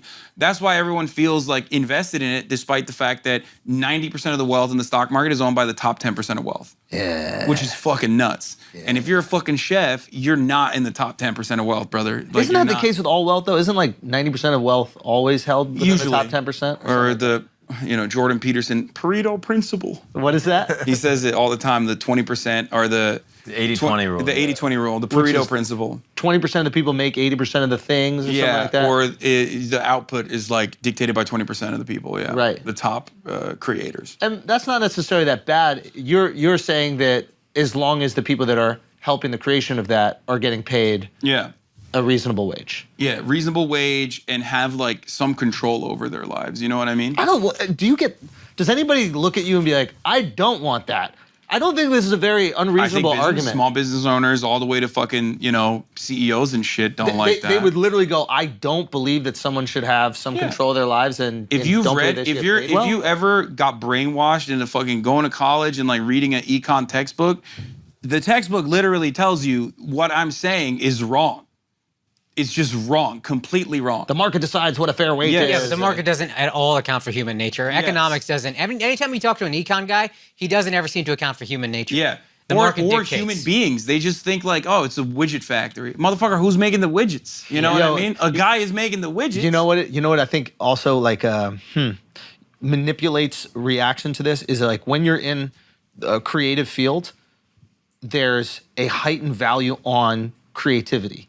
Right? Yeah. And especially with the people that are working right here, like every idea is very important so we can come to the best idea, right? So you want to compensate creativity as much as you can. I think when you're so far removed from the thing you're creating, like the guy who makes the widget, you've never had a conversation with him before, you're like, well, what does he need to make? What's the profitable thing? You're actually not valuing his creativity because you're like, I created the thing. Yeah. You're just screwing it in or putting it together. Yeah, that's like that is what happens in an increasingly financialized economy. Where like the guy who's never stepped foot on the factory floor has the ownership stake and has the say, or he has even delegated the management responsibilities over to a board that has a fiduciary responsibility to the shareholders. This entire complex system is built in a way where profit, which is extracted wages, like the additional compensation that you would normally get, that you're getting cut out of, and all control over your life as well, all autonomy in your life taken away from you, stripped away from you, is designed in a way to yield this kind of outcome. But haven't you seen recently like the fact that like people can work from home now, right? Yeah. Like my wife just went to business school, she's working her job. Her job says you only have to come in 2 days a week, right? Yeah. And they didn't say it because that's what they want. They said because the workers are like, I don't want to go back in 5 days a week. Fuck that. And then the Great Resignation is the whole trend of people just being like, oh, I hate my job. The quiet resignation. And then now quiet quitting is another quiet one. quitting. Great Resignation which is literally just like you're working. Yeah, this is hilarious. Supposed to work. So Great Resignation first was a bunch of people like, oh, I hate this fucking job, I'm out. And now there's something called quiet quitting where employees are basically like, hey, I'm not going to go above and beyond what you've asked me to do. And employers are like, oh, you're quiet. That's called quiet quitting. And they're like, no, I'm not quitting. I'm just not going to kill myself for this. And like, why would you? Crazy. That's insane. It's just, and that came as a consequence of a little bit of a tight labor market creating conditions that genuinely are supposed to happen all the time, which has never happened before because labor had no power. Explain tight labor market. A tight labor market is when there is an unemployment rate that is so low that there aren't enough. They're not workers. There aren't enough workers for the jobs. Okay. So now the and that's bad. The power is in the hands of the worker. All of a sudden, exactly. You get to stay home 3 days. In normal econ conditions, when workers have more of a bargaining power, they can just say, "All right, well, if I quit, you're fucked." Yeah. Right. What are you gonna do? You can't fill this role. That's a strike, essentially. Yeah. And exactly, but that has not happened in the past because, well, two different reasons. One is because there's always an undocumented immigrant pool of labor that the American industry, especially like agricultural industries and shit, have always relied on to be like, okay, you're not gonna do it, doesn't matter. I'm not even hiring you. I'm hiring the guy that just came in from Guatemala. And if he ever talks back, I could just call the INS or now ICE on him. Get another Guatemalan immediately afterwards. And then go and do that. Which, by the way, Purdue, for example, the chicken factories, they do this. This is a part of, this is built into their profit margin. It's calling ICE on the people that's not working. 100%. I've heard the government doesn't punish you. Yeah, and the government doesn't punish you severely enough for undocumented immigrants, so you can just take an L one time, refuse to give them back pay, and if they ever ask for back pay, boom, call ICE on them, pay the fine, and then go back to the fucking exact same neighborhoods that you have created, right? And bust people into those neighborhoods and have a steady pool of new workers that are desperate for a job. There's my wife was telling me about they're developing programs that will track keystrokes on your laptop, on your work laptop. Oh my God. So this is fascinating. Niggas wasn't playing New York niggas. Yeah. Fuck, let's stop sugarcoating shit and being bitches in this industry. Niggas is hoes. I'm tired of this shit. Speak the truth. No, I'm speaking the truth. But yeah, I am. When You know niggas supposed to be respectful of who turn the lights on. Wrong or right? what did 50 Right? Who the M put on? G-Unit. G-Unit. D12. Slaughterhouse. Joe Buttons in them. Right. And Griselda. Come on, nigga. Niggas be acting like niggas are mad at the white boy because he's the black hockey player. Come on, nigga. Yo, his music don't play in the clubs. So that don't make him the GOAT. What happened to Balls, nigga? I never have an issue. What happened to Balls? He was the first rapper to shout out Because the I show. fuck with Eminem since Renegade. And that nigga put me on. Since Renegade was Nigga, since Renegade. I was fucking with when Eminem he went bar since to bar fucking, with. But what I'm saying is he got respect in the hood from Renegade, nigga. I'm the last man But at the end of the standing day, that'll drive into the look. Grand Canyon, hop out of the Trans Am and land in a handstand. And nigga, when Future Flavors was playing this Yo, nigga, look, I was like, look. who the fuck is this? Why do niggas hate Eminem? Because he's white. That's it. It's clear. He's white. Now, we got down with Eminem. We done been called house niggas, all this, that. But at the end of the day, ain't nobody in my hood, my family, wore a free Yayo shirt at the Grammys and look out for me, nigga. And Game, no disrespect for him. I remember he was in a little studio. And Trey and them niggas and 50 and them gave him an assist. So you can't say, Kanye did more for me. Game, you mad over the Super Bowl. Just be easy. Let's get the money. Just chill. I mean, that's They what didn't it want look you like. there. That's what it looked like. It's cool. That's what it looked like. You That's scared what to it say look it. like. See, this niggas picking shoes. Nobody scared to I think say it, Whack nigga. 100 We got said a that whole one blog time. talking about Then Whack this 100 shit. say niggas picking We shoes. have nigga, we got like 20 minutes talking Saying about that he this was- shit. yeah. Like, this nigga's mad, Niggas bro. picking shoes. 50 turn the lights on for niggas. Cause this is how we do. I was in Battery Park looking at the Statue of Liberty, like smoking a joint. Yo, Fifth, you giving this nigga that shit? Nigga ain't even down with the team like that. See, I be telling Fifth be too cool with these niggas, man. I don't even be giving that New York, man. We don't be giving a fuck. New York niggas don't give a fuck. Where we at? You see how I'm he like, was talking I'm on like, the this side, right? is how You we see how he do. was talking on the side, I'm like, right? yo, Fifth, man, you giving this Man, you nigga giving this shit? You tripping, We man. good, man. Real useful for you because you've now identified who your friends aren't. And you might think, well, I can't give them up. It's like, oh, yes, you can. And not only can you should, and it would be better for them.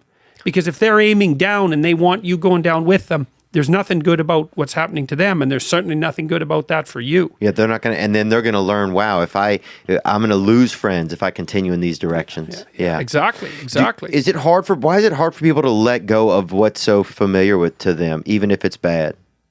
Well, because it's complicated. You know, and the thing, that's a really good question. You discount the risk of familiarity that they're familiar with. So like, let's say, because people are in relationships with the drugs and alcohol, people are in relationships with humans, people are in relationships with jobs, people are in relationships with their own selves, and they're living a lie every single day, but it's familiarity. Yeah, well, you say, I have a job I hate. It's like, well, yeah, but I'm not dying from it. It's like not as bad as it can be. So you factored in the risks already. They get invisible. You think, well, I can't jump out of this job because what about all the risk? It's like, yeah, no kidding. You got to get your resume in order. You got to send it out. You got to send 50 of the damn things out before anybody will call you back. Then you have to go get interviewed, and maybe you're not any good at that. You have to come up with a story while you're a good employee, and maybe you're not yet. So you have to figure out how to do that. It's like, what about all these risks if I go look for a new job? It's like, yeah, absolutely, man. Those are risks, and they're harsh, and no wonder you're avoiding them. What about the risks for you to stay with this job you absolutely hate? Well, let's think that through. Okay, so I have this dead-end job. I hate it. I'm getting bitter. Where am I going to be in 5 years? I know where, because I've watched this with people. You're going to be just like you are now, except a lot more of what's good about you is going to be gone, and a lot more of what's terrible is going to be amplified. And you're going to be like, in 5 years, you're going to be 10 years older instead of 3 years older. Yeah. Right. And because it kills your spirit somehow. Oh, man. Yeah. So it's like you think, oh, my God, there's a terrible risk in pursuing this new job. It's like, yeah, there is a terrible risk. There's a terrible risk in you staying with your job right now. And so one of the things that's really, really freeing to understand is that you're screwed no matter what you do. There's no secure path forward. Give it up. It's risk everywhere. You think, oh my God, that's terrible. It's like, yes, except for two things. You can pick your risk. That's the first thing. So you get to pick your poison. That's something. And second, you're a lot tougher than you think. So even though there's risk everywhere, if you confront it forthrightly, what you'll find is that you can actually handle the risk. And that's the security. That's beautiful. And there's so much growth to be had right there when you realize how much, like there were times I was like, man, I could never be a sober person because I'm afraid of, I can't communicate with women, or I'm afraid to, stand around in a circle with tough guys without having like a beer in my hand, or like all these little crutches, I can't. And then I remember when I got like 90 days sober, I was just like, holy shit, man. Like, it was like the first time I'd ever done something like for myself, Yeah. And it just, man, it felt unprecedented. Yeah. Well, it was. It felt like I'd gone to the moon almost. How old were you when you started drinking?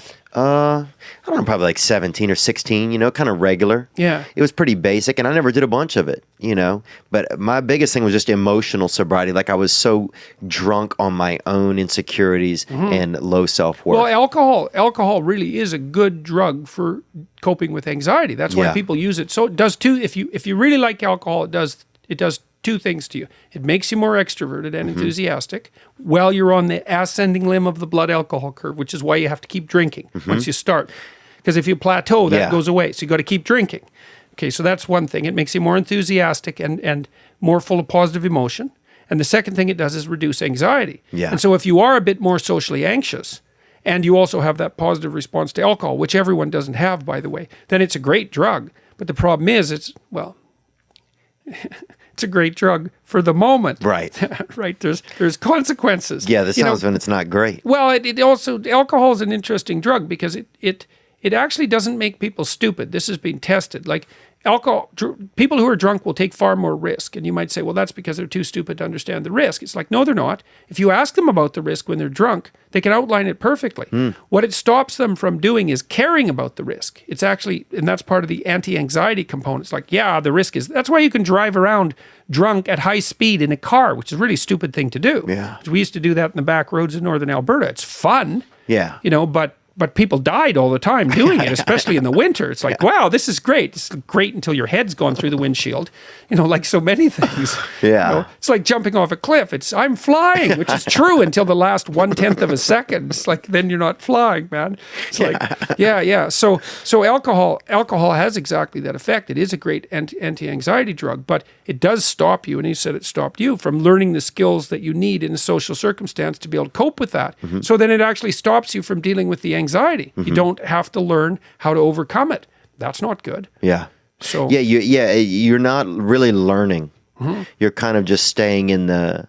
You're baiting you're kind of meeting the anxiety with a little bit of light medication, but you're never getting through whatever the anxiety was. Yeah, you don't have to learn the skills. Well, you said you like to stand there with a beer in your hand. Well, it gives you something to do. You didn't know what else to do. And then you didn't have to learn. Right. I had the same issue. Like I started drinking when I was 13, probably. Yeah. And that's late in Canada. Yeah, that's right. I mean, I was way behind my neighbors. They were slugging it back when they were 4. Oh, I've been in Edmonton and I've seen people. I mean, it's just people love to drink up there. They it's just it's a fun culture, right? It's a cultural thing. Well, the farther north you go, the more the drinking becomes necessary, especially in the winter. So, and there's not that much to do in those isolated small towns. Yeah, I'd drink my own blood probably. Yeah, well, that's enough, it. Well, that's funny. When I used to go back to the little town I was from when I was an adult, even if I hadn't really had anything to drink for years, it was like, well, what are we going to do? Well, let's go to the bar. Why? Well, because there actually isn't anything else to do. So, and so you end up there. But the alcohol it's a hell of a drug, man. You gotta watch it. Do you think it's going to start get outdated? I start to think that alcohol is almost a drug of the past slowly. Like I could see us like with psychedelics and stuff like that becoming a little bit more in like the common sphere of conversation. Well, it'd be interesting to see that we just legalized marijuana in Canada. Yeah, like it's not completely legal yet, but the bill was passed. And so Canada is doing this countrywide experiment. And I know there is some data showing that in counties in the U.S. where marijuana has been legalized, the overuse of of opiates for pain has decreased substantially, That's and the awesome. crime rates have gone down. Interesting. Well, people Yeah. stoned on pot. Like, Dude, it's what are hard they to gonna pick do, somebody's pocket. Go Yeah. break into a building? Yeah. I don't think so. You're just not going to get it together. You might knock for a long time. Yeah, I think you yeah. might knock at the front door. I don't think Yeah. you're going to break in. And though. you're not going to, you might, that's right, you might knock. You're not going to go out, what are you going to go out in the alley and have a fight? No, you're not. a real slow fight. That's right. Well, you're watching your hands. Like, yeah. So it's like chess with your hands. Exactly. That's not going to happen. So, yeah, who knows? Like, I mean, if we had to make a bad drug legal, the worst choice was alcohol. It's Yeah. definitely the case. You know, and I'm saying that as somewhat of a fan of alcohol.